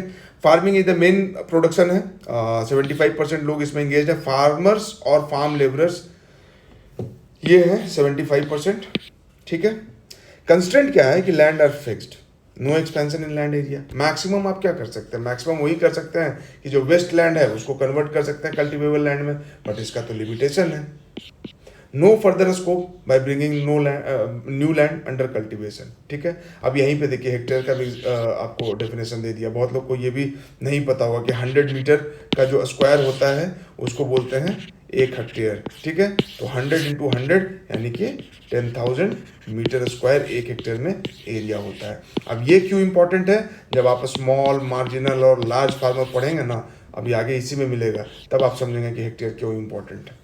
Is there a way one can grow more from the same land, ठीक है। तो देखिए भाई, लैंड का एरिया तो फिक्स है, अब इसमें कुछ हम ग्रो कर रहे थे, मान लीजिए 10 kg हम ग्रो कर पा रहे थे, अब हमको 10 से 20 करना है और एरिया डबल कर नहीं सकते, एरिया है नहीं, तो क्या करना होगा? ये ग्रोइंग टेक्निक्स जो है उसमें हमको इफिशियंसी लाना होगा, उसमें हमको इनोवेशन करना होगा। इफिशियंसी इनोवेशन ला के इसके प्रोडक्टिविटी को बढ़ाएंगे और तब ये 10 से 20 होगा, ठीक है। तो अब बात है कि इफिशियंसी और इनोवेशन कहाँ पे आएगा? तो सबसे पहली बात है कि इफिशियंसी और इनोवेशन लाएंगे कैसे? तो इसके लिए हमको चाहिए साइंस एंड टेक्नोलॉजी, ठीक है। इसलिए आपसे आईकार के बारे में सवाल पूछा जाता है, इसलिए आपसे पूछा जाता है बीटी कॉटन के बारे में, इसलिए आपसे पूछा जाता है बीटी ब्रिंजल के बारे में, इसलिए आपसे पूछा जाता है जेनेटिकली मॉडिफाइड ऑर्गेनिज्म के बारे में। और जब इसके बारे में पढ़ते हैं तो इसलिए पढ़ते हैं जीएक के बारे में, genetically engineered appraisal committee, genetic engineering appraisal committee ये रिकमेंडेशन देती है और तब जेनेटिकली मॉडिफाइड ऑर्गेनिज्म को अप्रूव किया जाता है। जिससे इंडिया में सिर्फ बीटी कॉटन को अप्रूव किया गया है, बीटी ब्रिंजल अभी भी ट्रायल फेज में चल रहा है, ठीक है। वो एक अलग डिस्कशन है कि एनवायरमेंटल और हेल्थ इशूज हैं इसमें, ठीक है। तो साइंस एंड टेक चाहिए, यहीं पे डीएनए में चेंज किया जाता है, अलग अलग वेराइटीज़ बनाया जाता है, हाई यील्ड वेराइटी बनाया जाता है। ग्रीन रिवॉल्यूशन का आपने अभी तक नाम सुन ही लिया होगा कि इंडिया में 1960s में ग्रीन रिवॉल्यूशन हुआ था, और उस ग्रीन रिवॉल्यूशन के में हाई यील्ड वेराइटी सीड्स को यूज़ किया गया था। उस ग्रीन रिवॉल्यूशन में फर्टिलाइजर्स को यूज़ किया गया था। ये सब क्या कर रहे थे? ये सब इफिशियंसी लेके आ रहे थे। ये नया नया इनोवेशन था कि भाई अभी तक हम गोबर का खाद यूज़ कर रहे थे, अब केमिकल फर्टिलाइजर यूज़ करेंगे, यूरिया यूज़ करेंगे, एनपीके के कॉम्बिनेशन को यूज़ करेंगे। तो ये कॉम्बिनेशन क्या करेगा? ये जल्दी से घुल जाता है पानी में, है ना। तो जब जल्दी से घुल जाता है तो प्लांट इसको एब्जॉर्ब भी जल्दी करता है, इसका एफिशिएंसी ज़्यादा होता है, तो प्लांट का ग्रोथ ज़्यादा अच्छा होगा, तो हमको प्रोडक्टिविटी इसका बढ़ेगा, प्रोडक्शन ज़्यादा मिलेगा, है ना। हम क्या करेंगे? इनोवेशन लाके इरिगेशन करेंगे। पहले हम रेन फेड थे, अब इरिगेशन के लिए हम tubewell, canal, Indira Gandhi canal, ये सब आपने सुना होगा, वाटर पंप्स। तो ये इरिगेशन जब करेंगे तो प्लांट को एडिक्वेट न्यूट्रिशन मिल रहा है, पानी मिल रहा है, तो भी ग्रो करेगा, ठीक है। तो ये चीज़ें हैं, ये करके हम इसका प्रोडक्टिविटी बढ़ा रहे हैं, ठीक है। तो इसीलिए प्रधानमंत्री कृषि सिंचाई योजना लेके आया जाता है, ठीक है। फिर वाटर का इशू हो गया कि पानी बर्बाद हो रहा है, तो बोला गया भाई प्रधानमंत्री कृषि सिंचाई योजना का एम क्या है कि पर ड्रॉप मोर क्रॉप, एक ड्रॉप में ज़्यादा से ज़्यादा क्रॉप, यानी कि इफिशियंसी को और बढ़ाना है ना। हम इलेक्ट्रिसिटी वेस्ट हो रहा है तो क्या करते हैं? सोलर पंप की बात करते हैं कि सोलर पंप लगाना है खेतों में, ताकि हम जो है इलेक्ट्रिसिटी नहीं अगर मिल रहा है, फीडर सिस्टम नहीं है, तो वहाँ पे स्टैंड एलोन सोलर पंप आप लगा लीजिए, सोलर प्लेट से जो चलेगा, इससे एनर्जी क्रिएट करके और खेत में इरिगेशन होगा, ठीक है। तो सरकार का भी बर्डन कम होगा, नेचुरल रिसोर्स का भी यूज होगा, एनवायरनमेंट से भी कनेक्टेड है कि इंटेंडेड नेशनली डिटरमाइंड कंट्रीब्यूशन जो सीओपी में हमने प्रॉमिस किया है ना, तो उसमें भी ये कैलकुलेट होगा। तो देख रहे कितना मल्टी डायमेंशनली कनेक्टेड है चीज, ठीक है। तो all land is cultivated, no land is left idle, ठीक है। तो कैसे ज़्यादा से ज़्यादा क्रॉप ग्रो कर सकते हैं इसमें? तो वही बताया आपको कि इफिशियंसी और इनोवेशन चाहिए। तो जो जो इनपुट इसमें हम डालेंगे, इनपुट में क्या जाता है? इनपुट में जाता है सीड, तो सीड में हम लाएंगे इफिशियंसी। इनपुट में डाला जाता है फर्टिलाइजर, वहाँ पे इफिशियंसी लाएंगे, केमिकल फर्टिलाइजर, आजकल ऑर्गेनिक फर्टिलाइजर चल रहा है, ठीक है। इनपुट में डाला जाता है पेस्टिसाइड, उसको भी इफिशियंट बनाएंगे। इनपुट में डाला जाता है कि भाई पेस्टिसाइड का यूज ना करना पड़े, तो बीटी कॉटन टाइप का हम वैरायटी डेवलप कर लेते हैं, ताकि क्या होगा कि भाई पेस्ट का अटैक ही नहीं होगा, पिंक वॉलबम का अटैक नहीं होगा, ठीक है। तो ये भी ये करंट अफेयर्स में पढ़ेंगे या आगे आपको ये पढ़ने को मिलेगा, इस पर डिटेल डिस्कशन अलग से करेंगे, ठीक है। और इनपुट में क्या है? इनपुट में है लेबर, तो लेबर को इफिशियंट बनाएंगे, skilled labour, semi skilled labour को यूज करेंगे। और इनपुट में क्या है? मशीनरी, तो ट्रैक्टर, बड़ा बड़ा ट्रैक्टर, ट्रॉली ट्रैक्टर, हार्वेस्टर, इसका यूज करेंगे, ठीक है। तो ये सब चीजें हैं। अब यहीं से आप समझ सकते हैं कि जो पिछड़े स्टेट हैं, जहाँ एग्रीकल्चर पे भी ज़्यादा से ज़्यादा पॉपुलेशन डिपेंडेंट है, तो वहाँ मशीन ट्रैक्टर क्यों कम यूज़ होता है? कि ऑलरेडी भाई ह्यूमन लेबर इतना ज़्यादा अवेलेबल है, तो मशीन ट्रैक्टर का ज़रूरत ही नहीं है, ह्यूमन लेबर ही जाके काम करते हैं। अगर मशीन और ट्रैक्टर यूज़ होने लगा तो लेबर को काम नहीं मिलेगा। यही फिलॉसफी तो मनरेगा, एमजी नरेगा जो स्कीम है, उसमें क्या है कि ठेकेदार को बोला गया है कि तुम जेसीबी मशीन यूज़ करके गड्ढा नहीं खोदोगे, तुमको गाँव के लोग को रोजगार देना है। भाई सरकार ने वादा किया है, लीगल इंटाइटलमेंट है 100 डेज रोजगार का, ठीक है। तो ये लोग जाके काम करेंगे, अनस्किल्ड लेबर वाला, जेसीबी का यूज नहीं करना है। तो ये किन स्टेट्स में एमजी नरेगा बहुत इंपॉर्टेंट है कि जहाँ भाई काम नहीं है, जहाँ पे सेकेंडरी सेक्टर डेवलप नहीं है, मैन्युफैक्चरिंग एमएसएमई नहीं डेवलप्ड है, लार्ज फैक्ट्रीज नहीं है, जहाँ पे सर्विसेज अगर है भी तो बहुत लिमिटेड है, और अनस्किल्ड लेबर के लिए कोई उपाय नहीं है। एग्रीकल्चर में जो लेबर लोग थे उनको स्केप करने के लिए, निकलने के लिए कोई दूसरा प्लेटफॉर्म ही नहीं मिल रहा है, ना सेकेंडरी सेक्टर में ना टर्सरी सेक्टर में, तो यहीं पे अटके हुए हैं। अब चूंकि देश के पॉपुलेशन है तो उनको एम्प्लॉयमेंट भी चाहिए, तो इसलिए सरकार जो है एमजी नरेगा स्कीम लेके आती है। सरकार जो है इन्हीं को खाना खिलाने के लिए फिर पीडीएस स्कीम लेके आती है कि सब्सिडाइज इनको फूड ग्रेन मिल सके। तो आप देख रहे हो, मतलब एक जगह से आप डिस्कशन शुरू करो, कहाँ कितना डिस्कशन चला जाता है, ठीक है। ये सब कहाँ से कहानी शुरू हो रहा है? लैंड से। तो ये पर्सपेक्टिव आपको डेवलप करना है, ऐसा लाइन बाय लाइन खाली पढ़ के और ये नहीं सोचना कि हाँ पढ़ाई हो गई। मल्टी डायमेंशन आप 360 डिग्री में सोचिए, एकदम घूम घूम के सोचिए, पटक पटक के सोचिए, चबा चबा के सोचिए, ठीक है। दूसरा, और प्रोडक्टिविटी कैसे बढ़ा सकते हैं? टाइम का तो हमने बात ही नहीं किया कि भाई आप एक बार क्रॉप ग्रो कर रहे हो, ठीक है, लेकिन इफिशियंसी बढ़ेगा तो 12 महीने में आप ज़्यादा से ज़्यादा महीने में इसको यूज़ कर सकते हैं। जैसे इंडिया में जनरली राबी, खरीफ और एक बीच का सीज़न होता है जो आप बताएंगे कमेंट सेक्शन में। तो ये मेन 3 एग्रीकल्चरल सीज़न है। बहुत लोग इससे भी ज़्यादा उपजाते हैं। और कैसे प्रोडक्टिविटी बढ़ा सकते हैं? पहले सिर्फ एक सीजन में हो रहा था कि रेनी सीजन में हो रहा है, भाई रेन डिपेंडेंट है, लेकिन जब आपको एग्रीकल्चर में इरिगेशन का व्यवस्था हो गया तो आप राबी फसल भी उपजा सकते हैं, ठीक है। तो आप देखिए पंजाब हरियाणा कितना वीट का खेती होता है, ठीक है, वहाँ तो राइस का भी खेती होता है इरिगेशन की बदौलत, ठीक है। चलिए ये हो गया। अब कंजम्पशन एंड सेल, जो सरप्लस होता है उसको, सरप्लस को सेल करने के लिए आपको मार्केट चाहिए, ठीक है। अब देखिए 3 क्रॉप जो ग्रो हो रहा है, अगर वेल डेवलप्ड मार्केट नहीं होगा, इसका डिमांड नहीं होगा, तो ये कैसे काम चलेगा? 3 क्रॉप के लिए अगर इरिगेशन, इलेक्ट्रिसिटी का व्यवस्था नहीं होगा तो कैसे काम चलेगा, ठीक है। तो यहाँ ये सब हमने अब ये ऊपर में डिस्कस कर लिया है, इलेक्ट्रिक करंट, ट्यूबवेल्स वगैरह सब कुछ, अगेन क्योंकि हम लोग पालमपुर के लेवल पे बात कर रहे हैं, ठीक है। First few tubewells were installed by the government, क्यों? क्योंकि किसान के पास पैसा नहीं है तो सरकार ने इंस्टॉल कर दिया। अब खेती अच्छा होने लगा, अनाज ज़्यादा होने लगा, सरकार का भी बर्डन कम कि लोग को खिला सकते हैं, और जिसने उपजाया है उसके पास सरप्लस है, बेच के उसके पास पैसा आएगा तो अब अगली बार ट्यूबवेल वो अपना बना सकता है, ठीक है। फार्मर अपना प्राइवेट ट्यूबवेल बना सकता है, ठीक है। अब यहीं पे बॉक्स में देखिए डिस्कशन है कि लेवल ऑफ इरिगेशन आप देखिए, तो जो रिवराइन प्लेन्स हैं, गंगा प्लेन है, सतलुज प्लेन है, यमुना प्लेन है, या कोस्टल रीजन्स है ना, इधर आप आंध्रा वाला पूरा रीजन देखिए, इधर गोवा से लेके नीचे केरल तक चले आइए, तो इधर भाई कोस्टल रीजन्स हैं, रिवर्स हैं, तो ये इरिगेट हो जा रहा है। लेकिन इंडिया का अगर आप मैप ठीक से समझें तो ऊपर का छोड़ दीजिए, तो बीच का जैसे डेक्कन प्लेटू है, पठारी एरिया है, तो भाई यहाँ पे खोद के ट्यूबवेल बनाना बहुत मुश्किल है ना। तो बारिश के पानी पे डिपेंडेंट है, इरिगेशन का व्यवस्था बड़ा इशू है। जो विदर्भा रीजन है ना, सौराष्ट्र रीजन है, कच्छ वाला रीजन है, यहाँ इरिगेशन का बड़ा इशू है। तेलंगाना प्लेटू है, इरिगेशन का दिक्कत है। बुंदेलखंड और बघेलखंड प्लेटू है, यहाँ इरिगेशन का बड़ा इशू है। तो वही बात यहाँ पे बोला गया कि जो प्लेटू रीजन है, डेक्कन प्लेटू है, लो लेवल ऑफ इरिगेशन है, little less than 40% is irrigated even today, ठीक है। टुडे कहने का मतलब ये किताब 2010 के आसपास का बात कर रहा है कि 40% इरिगेटेड है पूरा लैंड। अभी ये डेटा बढ़ गया, तो ये डेटा आप चेक करेंगे और डेटा को यहाँ अपने बुक में आप ऐड करेंगे। Remaining dependent on rainfall. अब देखिए कितना खराब स्थिति है कि जितना एरिया है, मान लीजिए 100 स्क्वायर किलोमीटर एरिया है, तो उसमें 40% ही इरिगेटेड है, बाकी रेन फेड है। तो प्रोडक्टिविटी कहाँ से बढ़ेगी?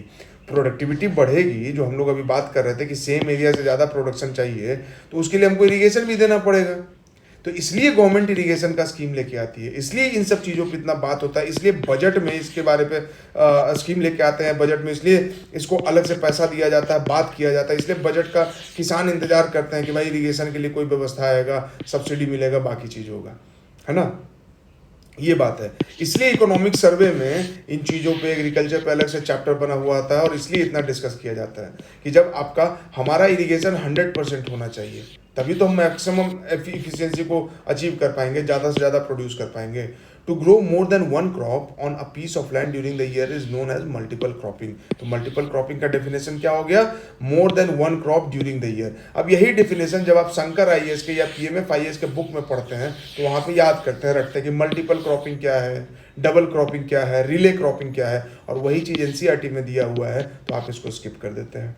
मल्टीपल क्रॉपिंग का क्या डेफिनेशन है? Grow more than one crop on a piece of land during the year. Same year में एक से ज़्यादा क्रॉप अगर आप ग्रो कर रहे हैं तो मल्टीपल क्रॉपिंग है। This is as simple as this. Most common way of increasing production on a given piece of land क्या है? Multiple cropping. कि अगर आप कुछ नहीं कर सकते हैं ना, कोई इनपुट नहीं, कोई इरिगेशन आप नहीं दे पा रहे हैं, कोई आप हाई यील्ड वैरायटी सीड नहीं ला पा रहे, तो सबसे बढ़िया क्या है कि भाई आपने पूरे साल भर इसको आप यूज़ कीजिए, है ना। आप गेहूं भी उपजाइए, चावल भी उपजाइए, चना भी उपजाइए, बीच में आप जो है दलहन तिलहन भी उपजा लीजिए, ठीक है। तो जितना ज़्यादा आप क्रॉप उपजाएंगे, प्रोडक्शन उतना ज़्यादा बढ़ेगा। सबसे सिंपलेस्ट तरीका है, ठीक है। तो एग्री रिफॉर्म की जब बात आएगी ना, तो मल्टीपल क्रॉपिंग को आप लिखेंगे इस वर्ड को, और मल्टीपल क्रॉपिंग के लिए फिर आप लिखेंगे कि इरिगेशन चाहिए और बाकी इंफ्रास्ट्रक्चरल और इंस्टीट्यूशनल सपोर्ट चाहिए, कैपिटल वगैरह चाहिए। ठीक है, चलिए अब देखिए यहीं पे आपको ये टेबल बना के दिया कि cultivated area over the year. अब देखिए 1950 में 120 मिलियन हेक्टेयर था। हेक्टेयर क्या होता है? 10,000 मीटर स्क्वायर, है ना। 100 मीटर का स्क्वायर होता है, 100 मीटर 100 मीटर 10,000 मीटर स्क्वायर हो गया। 1950 में 120, मार्जिनली बढ़ता है कब तक?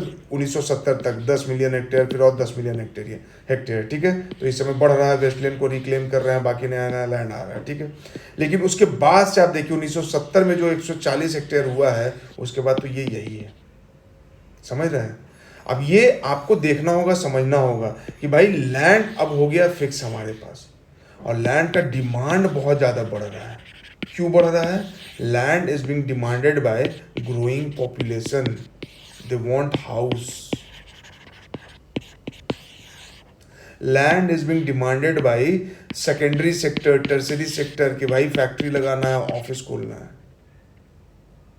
Land is being demanded by population कि भाई हमको एग्रीकल्चर करना है, और लैंड है फिक्स।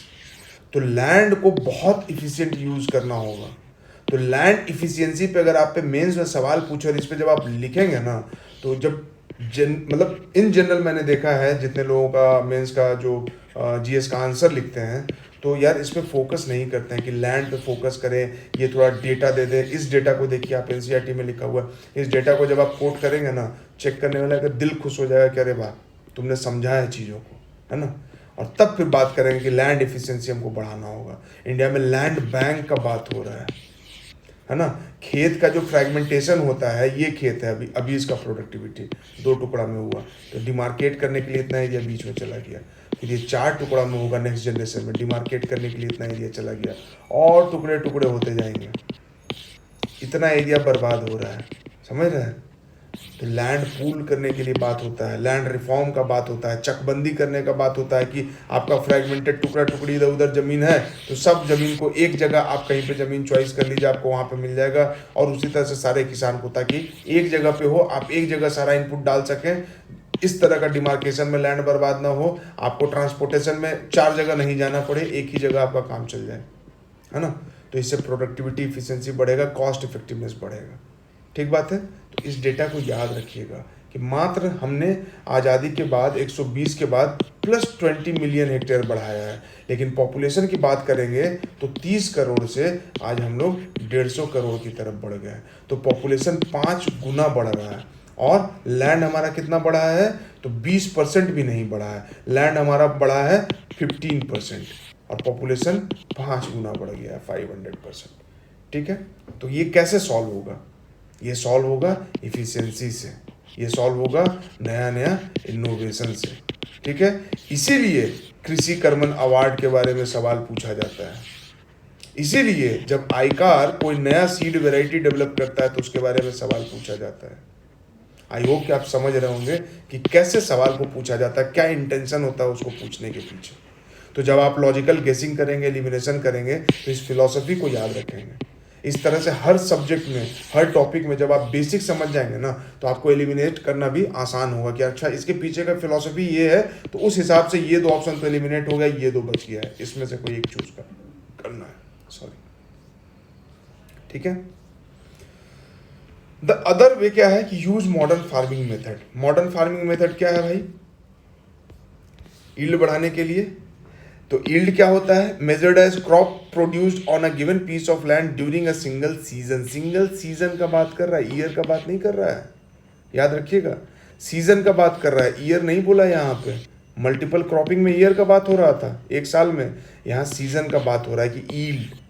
ठीक है, 1960s में हम जो ट्रेडिशनल सीड्स यूज़ करते थे उसका प्रोडक्टिविटी कम था, तो प्रोडक्टिविटी कम था तो उससे यील्ड कम मिल रहा था, यील्ड कम मिल रहा था तो फूड सिक्योरिटी हमारा खतरे में था, और इसलिए फिर हम अमेरिका से वीट इंपोर्ट करते थे ताकि लोगों का पेट भर सके। शिप टू माउथ कंडीशन था, शिप टू माउथ, है ना। जहाज से पोर्ट पे उतरता था और लोगों को बांटा जाता था। इसलिए उस समय का मूवी देखेंगे बाद का, तो इन सब चीज़ों को दिखाया गया, जैसे मिस्टर इंडिया देखिए या और भी इस तरह का मूवी देखिए, तो भाई जो है सेठ काला बाजारी और बाकी चीज़ पे बहुत, इस टॉपिक पे बहुत मूवी बना हुआ अनाज को लेके ये स्थिति थी।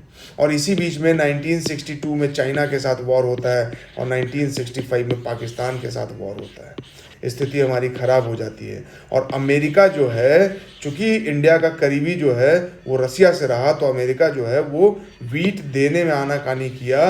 और वीट का जो वैरायटी है PL480, जो कि fit for pigs of America, ये बोला जाता था, इसके बारे में ये देता था, और ये भी देने के लिए बहुत ह्यूमिलिएट किया। ऐसे कंडीशन में फिर ये जो ईल्ड जिसका डेफिनेशन आप याद कर रहे हैं, इस ईल्ड को बढ़ाने की बात हुई और हमें शॉर्ट टर्म में बढ़ाना था, शॉर्ट टाइम में बढ़ाना था। तो सरकार ने प्रायोरिटाइज किया कि किस ज़मीन पे इन्वेस्ट करेंगे तो होगा।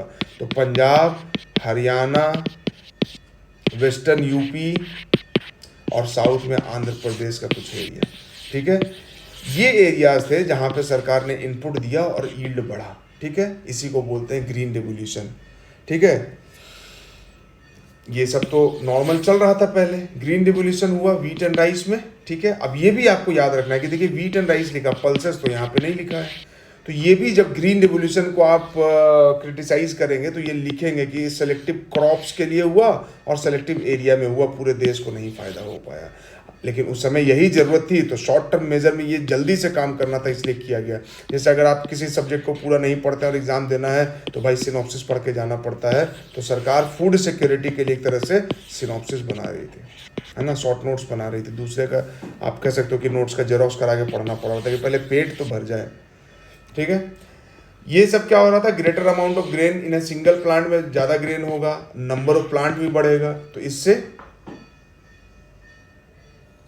इससे जो है आपका प्रोडक्टिविटी बढ़ रहा है on same piece of land. ठीक है, लार्जर क्वांटिटी आया। इसके बाद केमिकल फर्टिलाइज़र का यूज़ किए, हम काउ डंग का यूज़ नहीं कर रहे हैं, केमिकल फर्टिलाइज़र के तरफ शिफ्ट किए थे। ठीक है, तो इससे भी प्रोडक्टिविटी बढ़ा। अब प्रोडक्टिविटी बढ़ा भाई, तो आज कंडीशन ये है कि हम लोग एक्सपोर्ट करते हैं, राइस, वीट, अलग अलग वेराइटीज़ का एक्सपोर्ट करते हैं। ये हम लोग का ये कंडीशन हो गया। ठीक है, पंजाब, हरियाणा, वेस्टर्न उत्तर प्रदेश, यहाँ पे आंध्र प्रदेश नहीं लिखा है, where the first to try out the modern farming. ठीक है, अब इसको ये सब हमने डिस्कस कर लिया, मशीन, है ना, ये सब ये टूल, ट्रैक्टर, सब कुछ यूज किया गया। 1300 जो हमारा था प्रोडक्टिविटी पर हेक्टेयर, वो कितना हो गया, 3200। ये डेटा भी आप लिख सकते हो एग्जाम में, ऐसे में जब आप हाइपोथेटिकल कहानी बना रहे हैं। तो आप प्रोडक्टिविटी देख रहे हो, 1300 केजी पर हेक्टेयर था, वो 3200 केजी पर हेक्टेयर हुआ। कितना गुना हो गया, लगभग 2.5 गुना हो गया, है ना। सेम लैंड, सेम एरिया से।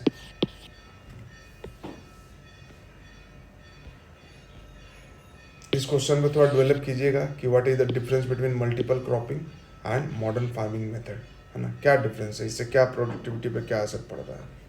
विल द लैंड सस्टेन, अब यहाँ तक तो हमने बात कर लिया कि लैंड पे ये हमने कर दिया। लैंड पे क्या क्या हमने डाल दिया, हाई यील्ड वैरायटी सीड डाल दिया। लैंड पे हमने क्या डाला, केमिकल फर्टिलाइजर। लैंड पे हमने क्या डाला, खूब सारा इरीगेशन। प्रोडक्टिविटी तो बढ़ गया, 3200 केजी पर हेक्टेयर हो गया। लेकिन क्या ये सब जो चीज़ हम कर रहे हैं वो लैंड सस्टेन करेगा? ऑब्वियस सा बात है कि लैंड सस्टेन नहीं करेगा, तभी तो पूछा जा रहा है। तभी तो आज हम लोग ऑर्गेनिक फार्मिंग की बात करते हैं, तभी तो ग्रीन रेवोल्यूशन को डिस्कार्ड करके हम लोग एवर ग्रीन रेवोल्यूशन की बात करते हैं, है ना। तो लैंड क्यों सस्टेन करेगा भाई? आप अगर केमिकल फर्टिलाइजर ऊल जुलूल तरीके से यूज़ कर रहे हैं तो जो मिट्टी का बैलेंस है, जो पीएच है, वो तो गड़बड़ हो जाएगा ना, वो तो एसिडिक हो जाएगा ना, वो तो सॉल्टी हो जाएगा ना। और ये पंजाब में हो रहा है, सॉल्ट पैन डेवलप हो रहा है। ठीक है, लैंड कैसे सस्टेन करेगा? आप अननेसेसरी ग्राउंड वाटर एक्सट्रैक्ट कर रहे हैं और फ्लड इरिगेशन कर रहे हैं, पूरा पानी से खेत बहा दे रहे हैं। तो पानी, मिट्टी में जो इसेंशियल मिनरल्स है वो भी बह के निकल जाएंगे, साथ में ऊपर का लेयर निकल जाएगा, साथ में फर्टिलिटी ऊपर के लेयर में ज़्यादा होता है तो फर्टाइल लेयर निकल के चला जाएगा, है ना। बहुत ज़्यादा पानी देने से सैलिनाइजेशन का प्रॉब्लम होता है। मतलब मिट्टी, ये खेत अगर आपका है तो ग्राउंड वाटर अगर आपने बहुत यूज़ कर लिया है ना, इस पर बहुत ज़्यादा इरिगेट किया है तो लीचिंग होता है, और लीचिंग होके हार्ड पैन्स बन जाता है, तो ये खेत इनफर्टाइल हो जाएगा। तो अब इससे बचने के लिए क्या करना पड़ेगा? और ज़्यादा आपको यूज़ करना पड़ेगा फर्टिलाइज़र। और यही प्रीलिम्स में सवाल आया था कि क्या यूज़ करते हैं, जिप्सम कहाँ यूज़ करते हैं। तो क्यों पूछा जा रहा है ये आप समझ रहे हो सवाल को? चाहे वो यूपीएससी हो, चाहे बीपीएससी हो, चाहे कोई भी स्टेट सिविल सर्विसेज का एग्ज़ाम हो, चाहे वो प्रीलिम्स हो, चाहे मेंस हो, कैसे चीज़ें कनेक्ट होती हैं। 9th का इकोनॉमी का बुक है ये। ओवर यूज्ड अपने नेचुरल रिसोर्सेज को, green revolution, loss of soil fertility, use of chemical fertiliser, ground water, water table below चला गया भाई। ग्राउंड वाटर फिक्स्ड है, रेन वाटर से हार्वेस्ट होता है। अब रेन वाटर हो नहीं रहा है ठीक से हार्वेस्ट, है ना, हर जगह हमने कंक्रीटाइज कर दिया है, तो सीपी नहीं होता है, तो जो बारिश होता है वो सब पानी बह के नदी में जाता है और नदी से समंदर में जाता है, ग्राउंड वाटर में जमा नहीं होता है। ठीक है, तो आप क्या करते हैं, आप इससे पानी पूरा एक्सट्रैक्ट कर देते हैं। तो समझिए कि अंडरग्राउंड टंकी है, टैंक से आप पानी एक्सट्रैक्ट करके पूरा आपने यूज़ कर लिया, तो ग्राउंड वाटर टेबल नीचे जाता है। इसलिए आप सुनते हैं कि बोरिंग जो है वो पहले 10 फीट में मिल जाता था, अब हम लोग को 100 फीट करना पड़ता है, 150 फीट करना पड़ता है। पंजाब में स्थिति ये है कि हर साल 5-5 मीटर, 10-10 मीटर वाटर टेबल जो है वो नीचे जा रहा है, और ये बहुत खतरनाक सिचुएशन है। इंडिया वाटर स्ट्रेस्ड कंट्री हो गया है। Build up over many years, once destroyed difficult to restore them. क्यों? क्योंकि भाई ये हजारों लाखों करोड़ों साल में ये बना है, मिट्टी पहाड़ से कट कट के, पहाड़ को काट के नदी मिट्टी बनाती है, लेके आती है और यहाँ प्लेन में डिपॉजिट करती है। और इसको अगर हम बर्बाद करेंगे तो ये तो लाखों साल में बना हुआ क्रिएशन है ना, तो इसको अगर हम बर्बाद करेंगे तो अभी समझ में नहीं आ रहा है, अगला 100 साल हम बर्बाद करेंगे, उसका दिन इनफर्टाइल हो जाएगा, फिर आप करते रहो इसमें जो भी तमाशा करना है। तो ये चीज़ है, ठीक है। How is the land distributed, तो लैंड सस्टेन नहीं कर पाया। देखिए कितना छोटा सा में प्यारा सा डिस्कशन की, जो जो इनपुट डाला, पहले इनपुट डलवा दिया आपसे, पहले आपको बताया कि प्रोडक्टिविटी कैसे बढ़ेगा, तो आपसे इनपुट डलवा दिया, इनपुट डाल लिया आपने, अब आपसे पूछ रहा है विल द लैंड सस्टेन, है ना, तो नहीं भाई, ये भी नहीं होगा। पहले आपको बता दिया कि लैंड क्या है, फैक्टर ऑफ प्रोडक्शन है, फिर बता दिया कि प्रोडक्टिविटी इतना है लेकिन हमको बढ़ाने का जरूरत है। क्यों? क्योंकि लैंड को हम एक्सपैंड नहीं कर सकते हैं। तो प्रोडक्टिविटी कैसे बढ़ेगा, तो इसमें कुछ कुछ इनपुट डालना पड़ेगा, इनपुट डाल के प्रोडक्टिविटी बढ़ गया। अब आपको बता रहा है कि क्या ये जो बढ़ा है उसको लैंड सस्टेन कर पाएगा, और उस पर डिस्कशन कर दिया। देखो कितना प्यारा डिस्कशन है। सिर्फ इतना अगर आप मेंस में लिख के आ जाएंगे ना विदाउट डेटा, तो आपको हम लिख के देते हैं कि एवरेज से आपको 0.5 मार्क्स ज़्यादा मिलेगा, कम नहीं मिलेगा। और जो ऐसे लिखते हैं, तो ऐसे के लिए कितना कहानी का फ्लो आप देख रहे हो, कैसे कहानी का फ्लो बनाया जाता है, कैसे कनेक्ट किया जाता है चीज़ों को। तो यही जब ऐसे मैं चेक करता हूँ, ऐसे के लिए सजेशंस देता हूँ, तो यही बात सबको बार बार मैं बोल रहा हूँ। हाउ इज लैंड डिस्ट्रीब्यूटेड, अब लैंड डिस्ट्रीब्यूशन पे आ गए, अब हम ह्यूमन ज्योग्राफी पे आ गए, है ना, हम उस पार्ट पे आ गए कि ठीक है ये सब तो नेचर से रिलेटेड हमने सब कर लिया, साइंस से रिलेटेड कर लिया, अब थोड़ा लैंड का डिस्ट्रीब्यूशन भी देखते हैं। जैसे आज देश में है ना कि मान लीजिए कि टॉप 10% लोग जो है वो 90% वेल्थ को कंट्रोल करेंगे अगर, या 50% वेल्थ को कंट्रोल करेंगे, तो बाकी जो 90% जनता है वो 50% में रह रही है, तो इनके पास तो वेल्थ बहुत ज़्यादा हो गया, तो उसका इफिशियंट यूटिलाइजेशन होगा, कम होगा। और इधर जनता ज़्यादा है, पैसा कम है ना, तो यहाँ बिजनेस करना भी चाहते हैं तो पैसा नहीं है, और यहाँ बिजनेस करने की ज़रूरत ही नहीं है, जब मन करता है तो एक्सपैंड कर लेते हैं, जब मन करता है तो जियो खोल लेते हैं, जब मन करता है तो नया प्लांट लगा लेते हैं, है ना, क्योंकि खूब पैसा है और नीचे पैसा है नहीं। तो इसीलिए हम बोलते हैं वेल्थ का इक्विटेबल डिस्ट्रीब्यूशन होना चाहिए, और जिसको हम पढ़ते हैं डीपीएसपी में यानी पॉलिटी में। तो उसी तरह से लैंड भी डिस्ट्रीब्यूट होना चाहिए, लैंड का डिस्ट्रीब्यूशन सही होना चाहिए। अगर कुछ लोग लैंड कंट्रोल करेंगे, जैसे यहाँ बताया था कि 450 फैमिली है जिसमें 80 लोग अपर कास्ट के हैं, 1/3 जो है वो दलित कम्युनिटी से है, बाकी लोग भी होंगे। अब ये 80 लोग अगर मान लीजिए कि 50% लैंड को कंट्रोल करेंगे, तो इफिशियंसी प्रोडक्टिविटी कम होगा। लेकिन इक्विटेबल डिस्ट्रीब्यूशन होगा तो हर आदमी को मोटिव रहेगा, हर आदमी के पास कि भाई मेरे पास भी ज़मीन है, इसमें खूब प्रोड्यूस करना है, मेरे पास भी ज़मीन है, खूब प्रोड्यूस करना है। लेकिन यहाँ पे अगर मान लीजिए जो आदमी है और उसके पास 200 बीघा ज़मीन है, तो अगर 199 बीघा में वो खेती कर रहा है और 1 बीघा छोड़ भी दिया, तो इस आदमी को फर्क नहीं पड़ेगा, बट ओवरऑल इकॉनमी को फर्क पड़ रहा है। और यही 1 बीघा लैंडलेस के पास चला जाएगा तो वो इसमें खूब सारा प्रोड्यूस करेगा और इकॉनमी में भी कंट्रीब्यूट करेगा, अपना भी गरीबी दूर करेगा। तो इसलिए लैंड डिस्ट्रीब्यूशन पे ध्यान दिया जाता है। इसलिए जो है सरकार जब आई तो जमींदारी अबोलिशन एक्ट लेके आती है, लैंड सीलिंग एक्ट लेके आती है, शेड्यूल 9 ऐड करती है कॉन्स्टिट्यूशन में, कॉन्स्टिट्यूशन का पहला अमेंडमेंट करके। इसके लिए विनोबा भावे जो है भूदान मूवमेंट और ग्राम दान मूवमेंट लेके आते हैं, ये लैंड डिस्ट्रीब्यूशन के लिए। इतना इंपॉर्टेंट चीज़ है ये, इतनी चीज़ें इससे रिलेटेड है। अब जब आप आगे पढ़ेंगे तो इसको आप रिलेट कर पाएंगे पूरी कहानी को। ठीक है, जब आप हिस्ट्री में पढ़ेंगे या इकोनॉमी में बाकी के चैप्टर्स में पढ़ेंगे। 1/3 of the 450 families are landless. यही सेम कंडीशन इंडिया के लेवल पे है कि बहुत लोग लैंडलेस हैं, उनका डेटा आप रख लीजिए। बहुत लोग स्मॉल एंड मार्जिनल फार्मर है, जो यहाँ पे भी डिस्कस होगा, ठीक है। 240 families cultivate small plots less than 2 hectare, ठीक है। तो जो 2 हेक्टेयर से कम का प्लॉट जोतती है ना, जिसके पास भी 2 हेक्टेयर से कम का प्लॉट है, वो स्मॉल एंड मार्जिनल फार्मर्स में आते हैं, स्मॉल फार्मर्स में आते हैं, ठीक है। मार्जिनल फार्मर 1 हेक्टेयर से कम, तो वो मार्जिनल हो गया कि और छोटा हो गया फार्मर वो, ठीक है।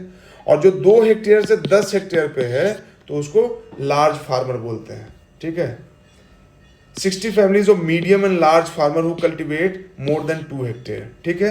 तो 0 हेक्टेयर, 1 हेक्टेयर, 2 हेक्टेयर, 10 हेक्टेयर। जिसके पास 0 है तो वो तो भाई लैंडलेस हो गया। 0 से 1 है तो मार्जिनल फार्मर है। 1 से 2 है तो क्या बोलेंगे? स्मॉल फार्मर बोलेंगे, ठीक है। मोर देन 2 हेक्टेयर है तो उसको क्या बोलेंगे? मीडियम एंड लार्ज फार्मर, ठीक है। Landless, marginal, small, medium and large farmer, और जिसके पास 10 हेक्टेयर से ज़्यादा है तो उसको तो वेरी लार्ज फार्मर बोलेंगे। और यही वजह है कि बात उठता है कि एग्रीकल्चर पे भी टैक्स लगना चाहिए, क्योंकि जिसके पास 10 हेक्टेयर से भी ज़्यादा ज़मीन है और वो साल में खेती करके 1 करोड़ रेवेन्यू जनरेट कर रहा है, तो बताइए अगर आप 5 लाख रुपया का नौकरी कर रहे हैं सालाना, आप टैक्स पे कर रहे हैं, तो क्या ये जो 1 करोड़ रुपया अर्न कर रहा है उसको टैक्स नहीं पे करना चाहिए? बिल्कुल करना चाहिए। But due to political apathy, due to political issues, due to कि भाई किसान पूरा नाराज ना हो जाए क्योंकि ये बहुत बड़े बड़े किसान हैं तो दिक्कत हो जाएगी, तो इसलिए इनको टैक्स नहीं लगाया जाता है।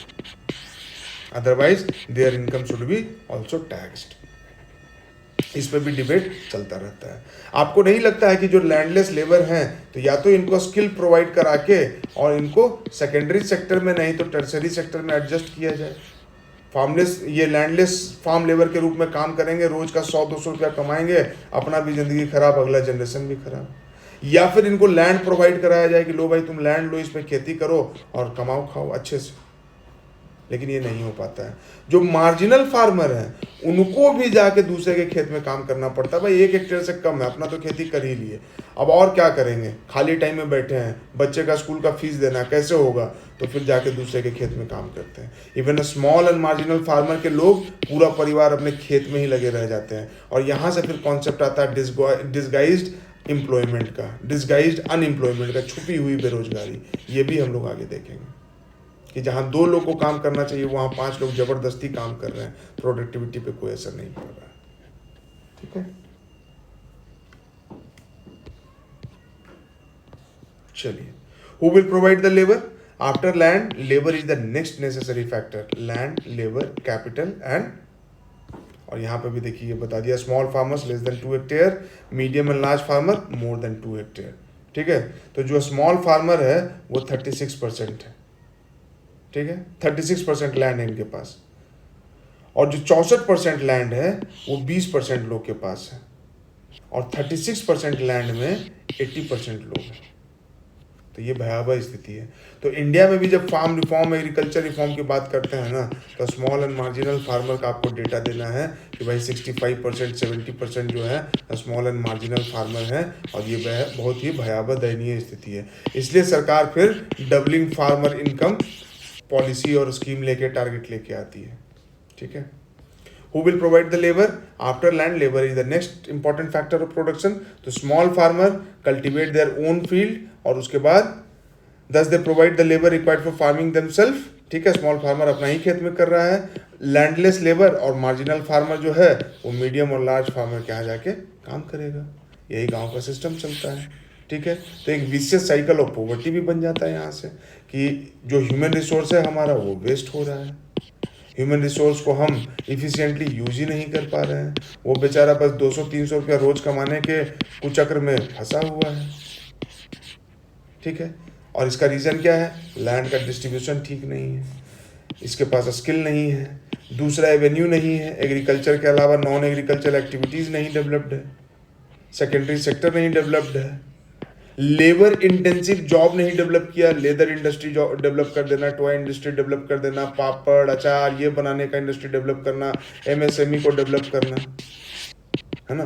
तो ये एमएसएमई हमारे इकोनॉमी का बैकबोन है, लेकिन फिर भी बहुत सारे प्रॉब्लम हैं। तो ये जब आप मेंस के लिए पढ़ेंगे तो उसमें एमएसएमई के लिए आपको अच्छे से पढ़ना होगा। Farm labourers, landless families, small plot of land जिसके पास है वो लोग जाके लेबर प्रोवाइड कराते हैं। ठीक है, ये बेसिक आपको समझा रहा है कि कैसे देखिए लेबर का वेस्टेज हो रहा है, लेबर का मिसयूज हो रहा है। ठीक है, यही लेबर और इफिशिएंट यूज हो सकता था। वेज पे काम करता है, कैश और काइंड पे काम करता है। हमने तो गांव में देखा ही है कि भाई धान का धंगनी हो जाता है, दमोनी हो जाता है, उसके बाद फिर इतना बोरा या उतना बोरा अपना अनाज ही दिया जाता है, 5 किलो 10 किलो पर डे के हिसाब से, मेहनत के हिसाब से। ठीक है, अब वो चीज़ थोड़ा कैश पे शिफ्ट हो गया कि अब हर कोई कैश के लिए काम कर रहा है। क्या है हैवी कंपटीशन फार्म लेबर्स में, agree to work for lower wages. क्यों है हैवी कंपटीशन? लैंड कम है, लेबर ज़्यादा है, तो लेबर का सप्लाई ज़्यादा है, डिमांड कम है, तो कंपटीशन बढ़ गया। यूपीएससी में सीट कम है, फॉर्म ज़्यादा भरा रहा है, डिमांड बढ़ गया, कंपटीशन बढ़ गया। कैपिटल नीडेड फॉर फार्मर, तो बोरो करेंगे। बोरो किससे करेंगे? तो जो स्मॉल फार्मर है वो लार्ज फार्मर से बोरो करता है कि भाई गांव के आप महाजन हैं, गांव के बड़े आदमी हैं, तो स्मॉल फार्मर को आप देते हैं। बदले में क्या लेते हैं? Very high interest rate. ठीक है, अब ये जब वेरी हाई इंटरेस्ट रेट लेंगे तो ये बेचारा कमाएगा, तो कमाई अपना इंटरेस्ट चुकाते चुकाते इसका हालत खराब हो जाएगा, है ना। तो ये विशियस साइकिल और डेब्ट में भी फंस जाएगा। तो इसलिए सरकार स्कीम लेके आती है कि बैंक को जो है ना प्राइमरी सेक्टर लेंडिंग के तहत एग्रीकल्चर लोन देना है, एजुकेशन लोन देना है, कि जिसको कोई नहीं पूछ रहा है उसको सरकार पूछ रहा है। इसलिए ये स्कीम्स लेके आती है, और इसलिए पीएसएल से आपसे सवाल पूछा जा सकता है। ठीक है, medium and large farmers have their own saving. भाई 2 एकड़ से ज़्यादा है, 2 हेक्टेयर से, तो ठीक ठाक कमा लेते हैं। 8 हेक्टेयर, 9 हेक्टेयर, 10 हेक्टेयर, 12 हेक्टेयर, तो बहुत पैसा है भाई। Able to arrange for the capital, अगर इतना लैंड है तो बैंक से भी आसानी से लोन मिल जाता है। तो लोन का जो फॉर्मल और इनफॉर्मल लोन वाला इशू है वो भी आप देखिए, यहाँ से आपको थोड़ा सा आपके दिमाग में बीज डाल दिया गया। यही चीज़ अब जब 10th का इकॉनमी हम लोग डिस्कस करेंगे तो वहाँ और डिटेल में डिस्कस करेंगे।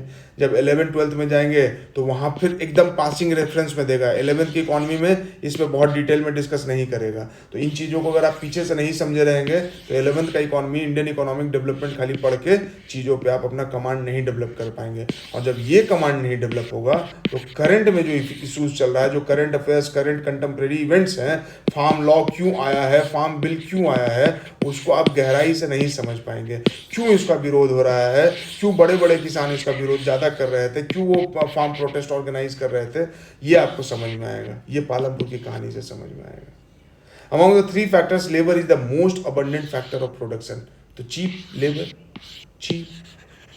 अब बिहार की स्थिति देखिए, पूरे देश के लेवल पे अगर आप समझिए तो पूरे देश के लेवल पे, पालमपुर के लेवल पे क्या था कि दलित बस्ती है, एक कोने में है। तो पूरे देश के लेवल पे क्या है कि पूरा देश अगर मान लीजिए पालमपुर है तो बिहार दलितों का बस्ती है, शेड्यूल कास्ट का बस्ती है। क्या करता है? पूरे देश को चीप लेबर प्रोवाइड कराता है ना। 10,000 रुपया महीना पे बिहार के लोग बाहर में जाके खटते हैं, कमाते हैं, बिल्डिंग खड़ा करते हैं, गोदाम में काम करते हैं, सिक्योरिटी गार्ड का नौकरी करते हैं। क्यों? क्योंकि लेबर सरप्लस है। जिस दिन यहाँ से लेबर सप्लाई कम हो जाएगा, ये 10,000 सनसना है कि 20,000 रुपया हो जाएगा। ये 20,000 तुरंत फटाक से 30,000 रुपया में हो जाएगा। इसलिए हम बार बार बोलते हैं कि आप लोग पढ़े लिखे हैं, आप पढ़ाई कर रहे हैं, तो अपने दिमाग से बहुत सारे प्रेजुडाइज को तोड़िए। बिहार में उस तरह का चीज़ आज़ादी के बाद से ही उस तरह से नहीं डेवलप हुआ है जिस तरह से होना चाहिए था, और उसका नतीजा आज वो है जो हम लोग भुगत रहे हैं। तो इसको अगर ठीक करना है तो या तो बीपीएससी निकालिए, यूपीएससी निकालिए, और नहीं तो पंचायत का चुनाव लड़िए, और 73rd और 74th का अमेंडमेंट जो हुआ और ग्रास रूट पर डेमोक्रेसी को स्ट्रेंथन करने का जो काम किया गया वो काम कीजिए, और वो काम करके बिहार को मजबूत बनाने की कोशिश कीजिए। एमएसएमई लगाइए, एंटरप्रेन्योरशिप कीजिए। टेंशन नहीं लेना है कि बीपीएससी नहीं हुआ, यूपीएससी नहीं हुआ तो आप परेशान हैं। अपना छोटा सा कोई स्टार्टअप शुरू करेंगे, उसमें 5 लोग को रोजगार देंगे, देखिए इधर कैसे पैसा बढ़ जाएगा और आपको चीप लेबर अपने स्टेट से मिल जाएगा, है ना। तो बिहार का पर कैपिटा भी ग्रो करेगा। फिर बजट में जब आप रटेंगे कि बिहार का पर कैपिटा देश के पर कैपिटा का 1/3 है, तो ये 1/3 से फिर 1/2 हो जाएगा, फिर बराबर हो जाएगा, फिर उससे आगे भी बढ़ जाएगा। और ये सब करने के लिए 10 साल से 15 साल चाहिए। अगर 10 से 15 साल बिहार के पूरे यूथ अगर इस चीज़ में लग गए तो पूरा बिहार बदल जाएगा, पूरा देश बदल जाएगा, पूरा देश का इकोनॉमी बदल जाएगा। ठीक है। Sale of surplus farm product कहाँ सेल करेंगे भाई? तो मार्केट चाहिए। तो मार्केट अगर अच्छे से नहीं डेवलप होगा तो प्रॉब्लम है। तो हम जनरली देखते हैं कि इनफॉर्मल मार्केट है, आड़त होता है, तो इसीलिए सरकार स्कीम लेके आती है कि आपको बेचना है, अच्छे से बेचना है, electronically connected national agriculture market, जिसको ई नैम बोलते हैं। बहुत इसका प्रचार किया गया था। तो ई नैम पे क्या होता है कि आप देख सकते हैं कि आपको सबसे बेस्ट प्राइस क्या मिल रहा है और उसको आप बेच सकते हैं। नहीं तो क्या होता था कि आप उपजाए और दलाल आया और आपसे खरीद के लेके चला गया, आड़तिया आया और आपसे खरीद के लेके चला गया, सॉरी। तो मार्केट डेवलपमेंट करता है। तो एग्रीकल्चर के मार्केट का रिफॉर्म चाहिए। तो एपीएमसी एक्ट लेके आया गया, एपीएमसी मंडी जिसको बोलते हैं। बिहार में ये नहीं है, पंजाब में बहुत स्ट्रांग है। तो इसलिए एमएसपी पे फसल बेचा जा पाता है एपीएमसी मंडी की वजह से। अब यहाँ पे भी लार्ज फार्मर्स का कब्जा है, तो स्मॉल फार्मर्स को यहाँ पे भी इशू होता है। बिहार से तो पूरा कलेक्ट करके पंजाब के मंडी में एपीएमसी में जाके एमएसपी पे बेच दिया जाता है और उसमें प्रॉफिट कमा लिया जाता है। मतलब कि सरकार एमएसपी इशू करती है और बिहार के फार्मर एमएसपी से भी कम में धान चावल गेहूँ बेच देते हैं, दलाल लोग लेके, और उसको फिर दूसरे स्टेट में सप्लाई कर देते हैं। ये स्थिति है। अवेयरनेस का भी कमी है। तो सरकार मार्केटिंग रिफॉर्म लेके आ रही थी, एपीएमसी में भी रिफॉर्म करने का बहुत ज़्यादा ज़रूरत है। इसके अलावा ई नैम सरकार लेके आई। तो यहाँ से ये चीज़ लिंक्ड है कि आपने प्रोड्यूस कर लिया, बेचेंगे कहाँ? तो बेचने के लिए सही चीज़ चाहिए, सही जगह चाहिए, सही आपको प्लेस चाहिए। ठीक है। इसके बाद नॉन फार्म एक्टिविटीज आता है, तो डेयरी है। तो डेयरी को डेवलप करेंगे तो ऑब्वियस सा बात है भाई, जब डेयरी डेवलप होगा, आप जिसके पास खेत नहीं है वो 4 गाय रख ले, पहले 1 गाय से शुरू करें। ठीक है। इसका दूध बेचे, दूध बेच के फिर उससे पैसा कमाए, फिर 1 गाय खरीदे, और सरकार इसके लिए कैपिटल सब्सिडी प्रोवाइड कराती है। सरकार इसके लिए सब्सिडाइज रेट पे गाय को खिलाने के लिए खाना प्रोवाइड कराती है, उसका मेडिकल एक्सपेंसेस उठाती है, मेडिकल इक्विपमेंट्स प्रोवाइड कराती है ना। और इससे क्या होगा? दूध प्रोड्यूस होगा, तो फिर हमारे यहाँ मिल्क रेवोल्यूशन सस्टेन करेगा। इसका अलग अलग प्रोडक्ट बनेगा, तो वो कंज्यूम होगा, वहाँ से पैसा आएगा। हम डेयरी प्रोडक्ट्स को एक्सपोर्ट कर पाएंगे। ऑस्ट्रेलिया, न्यूजीलैंड, कितना छोटा कंट्री है न्यूजीलैंड, और डेयरी पे डिपेंडेंट है भाई। डेयरी इकोनॉमी वहाँ पे इतना ज़बरदस्त डेवलप्ड है, उसका प्रोडक्ट हम लोग यूज़ करते हैं। तो क्या हम लोग अपने यहाँ नहीं कर सकते हैं? दूध की धारा नहीं बहा सकते हैं? बिल्कुल कर सकते हैं। तो इसके लिए फिर सरकार स्कीम लेके आती है, गोकुल। इसके लिए लेके आती है गोवर्धन। गाय से जो गोबर निकलेगा उसे फर्टिलाइजर तैयार करेंगे, नेचुरल गैस तैयार करेंगे, मीथेन गैस तैयार होगा। तो ये चीज़ है ना। तो एग्रीकल्चर के अलावा नॉन एग्रीकल्चरल एक्टिविटी गांव के आसपास एकदम शिफ्ट होकर कंप्यूटर और आईटी पे नहीं चले गए। एग्रीकल्चर से ही रिलेटेड है, बट लैंड से रिलेटेड नहीं है डायरेक्टली। गाय जिसके पास लैंड नहीं है वो भी रख सकता है, और डेयरी में दूध। अब फिर ये दूध का होगा कि सेल्फ हेल्प ग्रुप बना लीजिए, कम्युनिटी बना लीजिए, और एक जगह पूरा दूध जमा कीजिए। तो ये धीरे धीरे ग्रो करके अमूल बन सकता है, मदर डेयरी बन सकता है, सुधा बन सकता है। तो देख रहे चीज़ें कैसे इंटरलिंक्ड है। तो अगर आपसे कोई पूछेगा कि लैंडलेस लेबर है और उसको अगर आपको अगले 1-2 साल में उसका इनकम ठीक करना है तो कैसे करेंगे, और ज़मीन तो लिमिटेड है, ज़मीन तो कोई देगा नहीं, तो ये आसान रास्ता है। सरकार अगर इसमें इसको इंगेज कर दे तो पूरे इकोनॉमी का फ़ायदा होगा और इसका तो भला होगा ही होगा। ठीक है। स्मॉल स्केल मैन्युफैक्चरिंग देखिए आ गया। स्मॉल स्केल मैन्युफैक्चरिंग क्यों स्मॉल स्केल है? एक तो इसमें कैपिटल का इन्वेस्टमेंट कम होगा, दूसरा क्या है कि ये लेबर इंटेंसिव होगा, है ना। लेबर इंटेंसिव का मतलब क्या हुआ कि ज़्यादा से ज़्यादा लेबर इसमें काम करेंगे, है ना। कोई ऐसा काम जिसमें सेमी स्किल्ड लेबर का ज़रूरत है, तो सेमी स्किल्ड लेबर का ज़रूरत है तो वो लेबर इंटेंसिव हो जाता है, उसमें 10 20 30 50 लोग काम करते हैं। प्लाईवुड का फैक्ट्री लग गया, 50 लोग काम कर रहे हैं। अचार का फैक्ट्री लग गया, 100 लोग काम कर रहे हैं। कैपिटल इंटेंसिव क्या होता है कि भाई जिसमें कैपिटल ज़्यादा लग रहा है, लेबर कम है, पढ़ाने का स्टार्टअप शुरू करना है, 4 टीचर मिलके 5 करोड़ रुपए इन्वेस्ट करके कोचिंग खड़ा कर सकता है और वो 200 करोड़ का रेवेन्यू जनरेट कर सकता है। देखिए 4 टीचर मिलके। लेकिन यहाँ पे 40 लेबर मिलके अगर आप 1 करोड़ रुपए इन्वेस्ट कर रहे हैं तो उसमें 10 20 30 40 लेबर को रोजगार मिल सकता है। तो कौन ज़्यादा बेटर हुआ इस कंडीशन में? 40 रोजगार मिल रहा है वो, या 4 रोजगार मिल रहा है वो? 40, 10 गुना ज़्यादा, और इन्वेस्टमेंट भी कम है, 1 करोड़ 2 करोड़ का इन्वेस्टमेंट है। तो स्मॉल स्केल मैन्युफैक्चरिंग डेवलप करने की ज़रूरत है, इसीलिए एमएसएमई पे इतना जोर दिया जाता है। और ये बैकबोन ऑफ इकोनॉमी इसलिए होता है कि इसमें जो प्रोड्यूस होता है, नट बोल्ट प्रोड्यूस हुआ, टाटा स्टील को प्रोवाइड कराया, टाटा मोटर्स को प्रोवाइड कराया। इसमें जो छोटे छोटे, जिसको भी बड़े बड़े फैक्ट्रीज को इक्विपमेंट चाहिए होता है, वो एमएसएमई से कॉन्ट्रैक्ट साइन करके और उससे सोर्स करता है। और एमएसएमई में कहाँ से जाएंगे लोग? एग्रीकल्चर से पहले नॉन एग्रीकल्चरल एक्टिविटी में जाएंगे, डेयरी फार्मिंग वगैरह में, फूड प्रोसेसिंग वगैरह में, और यहीं से एमएसएमई में भी जाएंगे, यहाँ से भी एमएसएमई में आएंगे। तो लेबर का फ्लो भी होगा और एक ग्रेजुअल डेवलपमेंट होगा, जो हम लोग आगे देखेंगे कि पहले प्राइमरी सेक्टर को डेवलप करो, फिर सेकेंडरी सेक्टर को डेवलप करो, फिर टर्सरी सेक्टर को डेवलप करो। इंडिया में ये मिस हो गया, हम प्राइमरी से डायरेक्टली टर्सरी सेक्टर पे जंप कर गए, और वो भी टर्सरी सेक्टर में आईटी सेक्टर ज़्यादा बूम किया, बैंकिंग सेक्टर बूम किया, टूरिज्म नहीं डेवलप कर पाया, ट्रांसपोर्टेशन नहीं उस तरह से फॉर्मली डेवलप कर पाया, इनफॉर्मल सेक्टर में ही चल रहा है। तो जो जीडीपी का ग्रोथ हुआ है वो कुछ ही सेक्टर और कुछ ही सेक्शन तक रह गया, इसलिए बोलते हैं जॉबलेस ग्रोथ। घबराइएगा मत, ये सब कुछ बाद में फिर और पढ़ेंगे डिटेल में। जॉबलेस ग्रोथ हुआ है, इसलिए हम बोलते हैं कि वेल्थ का इनइक्वालिटी हो गया है, इनकम इनइक्वालिटी हो गया है। जो अमीर है वो और अमीर हो गया, और जो गरीब हो वो गरीब हो रहा है। इसलिए फिर सरकार को स्कीम लेके आना पड़ता है। किसान स्कीम लेके आए कि किसान को 6,000 रुपये साल में मिलेगा। इसलिए सरकार जो है फिर पेंशन देने की बात करती है, इसलिए सरकार को फिर पीडीएस चलाना पड़ता है कि खाएंगे कहाँ से।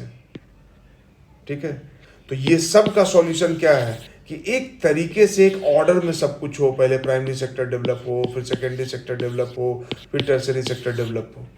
प्राइमरी सेक्टर में भाई एग्रीकल्चर हो गया, तो नॉन एग्रीकल्चर एलाइड एक्टिविटीज़ को डेवलप कीजिए। सेकेंडरी सेक्टर में एमएसएमई पे ध्यान दीजिए, बड़ा बड़ा तो बाकी सब चल ही रहा है, एमएसएमई पे ध्यान दीजिए। इसलिए मेंस के क्वेश्चंस यहाँ से पूछे जाते हैं, अलाइड सेक्टर से, एमएसएमई से, एग्रीकल्चर से, क्योंकि यहाँ पे दिक्कत है, प्रॉब्लम यहाँ है, तो सॉल्यूशन भी तो यहीं पे देना है। इसलिए और जो पॉलिसीज़ बने हुए वो ठीक से इम्प्लीमेंट नहीं हो पाते हैं, तो एग्जामिनर चेक करता है, जो बीपीएससी है, जो यूपीएससी है, जो स्टेट पीसीएस का मेंस है, वो ये चेक करता है कि आप इस चीज़ को समझ गए हैं कि नहीं गए हैं। नहीं तो कल को जब आप पोजीशन ऑफ पावर पे जाएंगे तो इसको कैसे इंप्लीमेंट करेंगे, कैसे ठीक करवा पाएंगे। तो इसलिए इन सब चीज़ों से सवाल पूछा जाता है। इसलिए आपसे प्रीलिम्स से पूछ दिया जाएगा कि बताइए माइक्रो, स्मॉल, मीडियम, एमएसएमई जो है एंटरप्राइजेज, तो माइक्रो कितना लाख या कितना करोड़ तक का इन्वेस्टमेंट को बोलेंगे, स्मॉल कितना बोलेंगे, और मीडियम कितना तक का बोलेंगे। इसलिए ये पूछा जाएगा। ठीक है, शॉपकीपर्स, देखिए सर्विसेज सेक्टर डेवलप हो गया पालमपुर में, है ना, तो सर्विस सेक्टर को भी डेवलप करना और इसको भी फॉर्मलाइज करना है धीरे धीरे। ठीक है, तो देखिए जीएसटी लाया गया, जीएसटी ला के फॉर्मलाइज कर लिया गया। ट्रांसपोर्ट अब फास्ट डेवलपिंग सेक्टर है, ठीक है, और ये भी इनफॉर्मल सेक्टर में है, इसको भी फॉर्मलाइज करना जरूरी है। जो ड्राइवर्स हैं ट्रक में, जो ड्राइवर चलाते हैं ट्रक को, क्या उनको पेंशन मिलता है? क्या उनको सोशल सिक्योरिटी है? क्या उनका टीएडीए बनता है? नहीं बनता है। तो ये सेक्टर बहुत तेज़ी से ग्रो कर रहा है। तो एक तो कि इसमें टेक्नोलॉजी, इफिशिएंसी सब लेके आना है, ह्यूमन कंडीशन बनाना है सब चीज़ के लिए, हाईवे इंफ्रास्ट्रक्चर सब क्रिएट करना है, ताकि गुजरात से बिहार, बिहार से गुजरात माल आ जा सके। हम अगर बिहार में मखाना बना रहे हैं तो उसको गुजरात एक्सपोर्ट कर सकें। ठीक है, और दूसरा कि जो ट्रांसपोर्ट सेक्टर में लोग इंगेज्ड हैं उनका भी लाइफ अच्छा हो सके, उनके लिए भी लेबर लॉज काम कर सके। ठीक है, तो ये था, और ये है इसका समरी। इसको पॉज करके आप पढ़ लीजिए। इस समरी को पढ़ेंगे आप तो ये भी समझेंगे कि पूरा चैप्टर को कैसे कितना प्यार से समराइज किया गया है। तो बहुत बार ऐसे में इस चीज़ को आप यूज़ कर सकते हैं, बहुत फ्रूटफुल होगा, बहुत अच्छा होगा।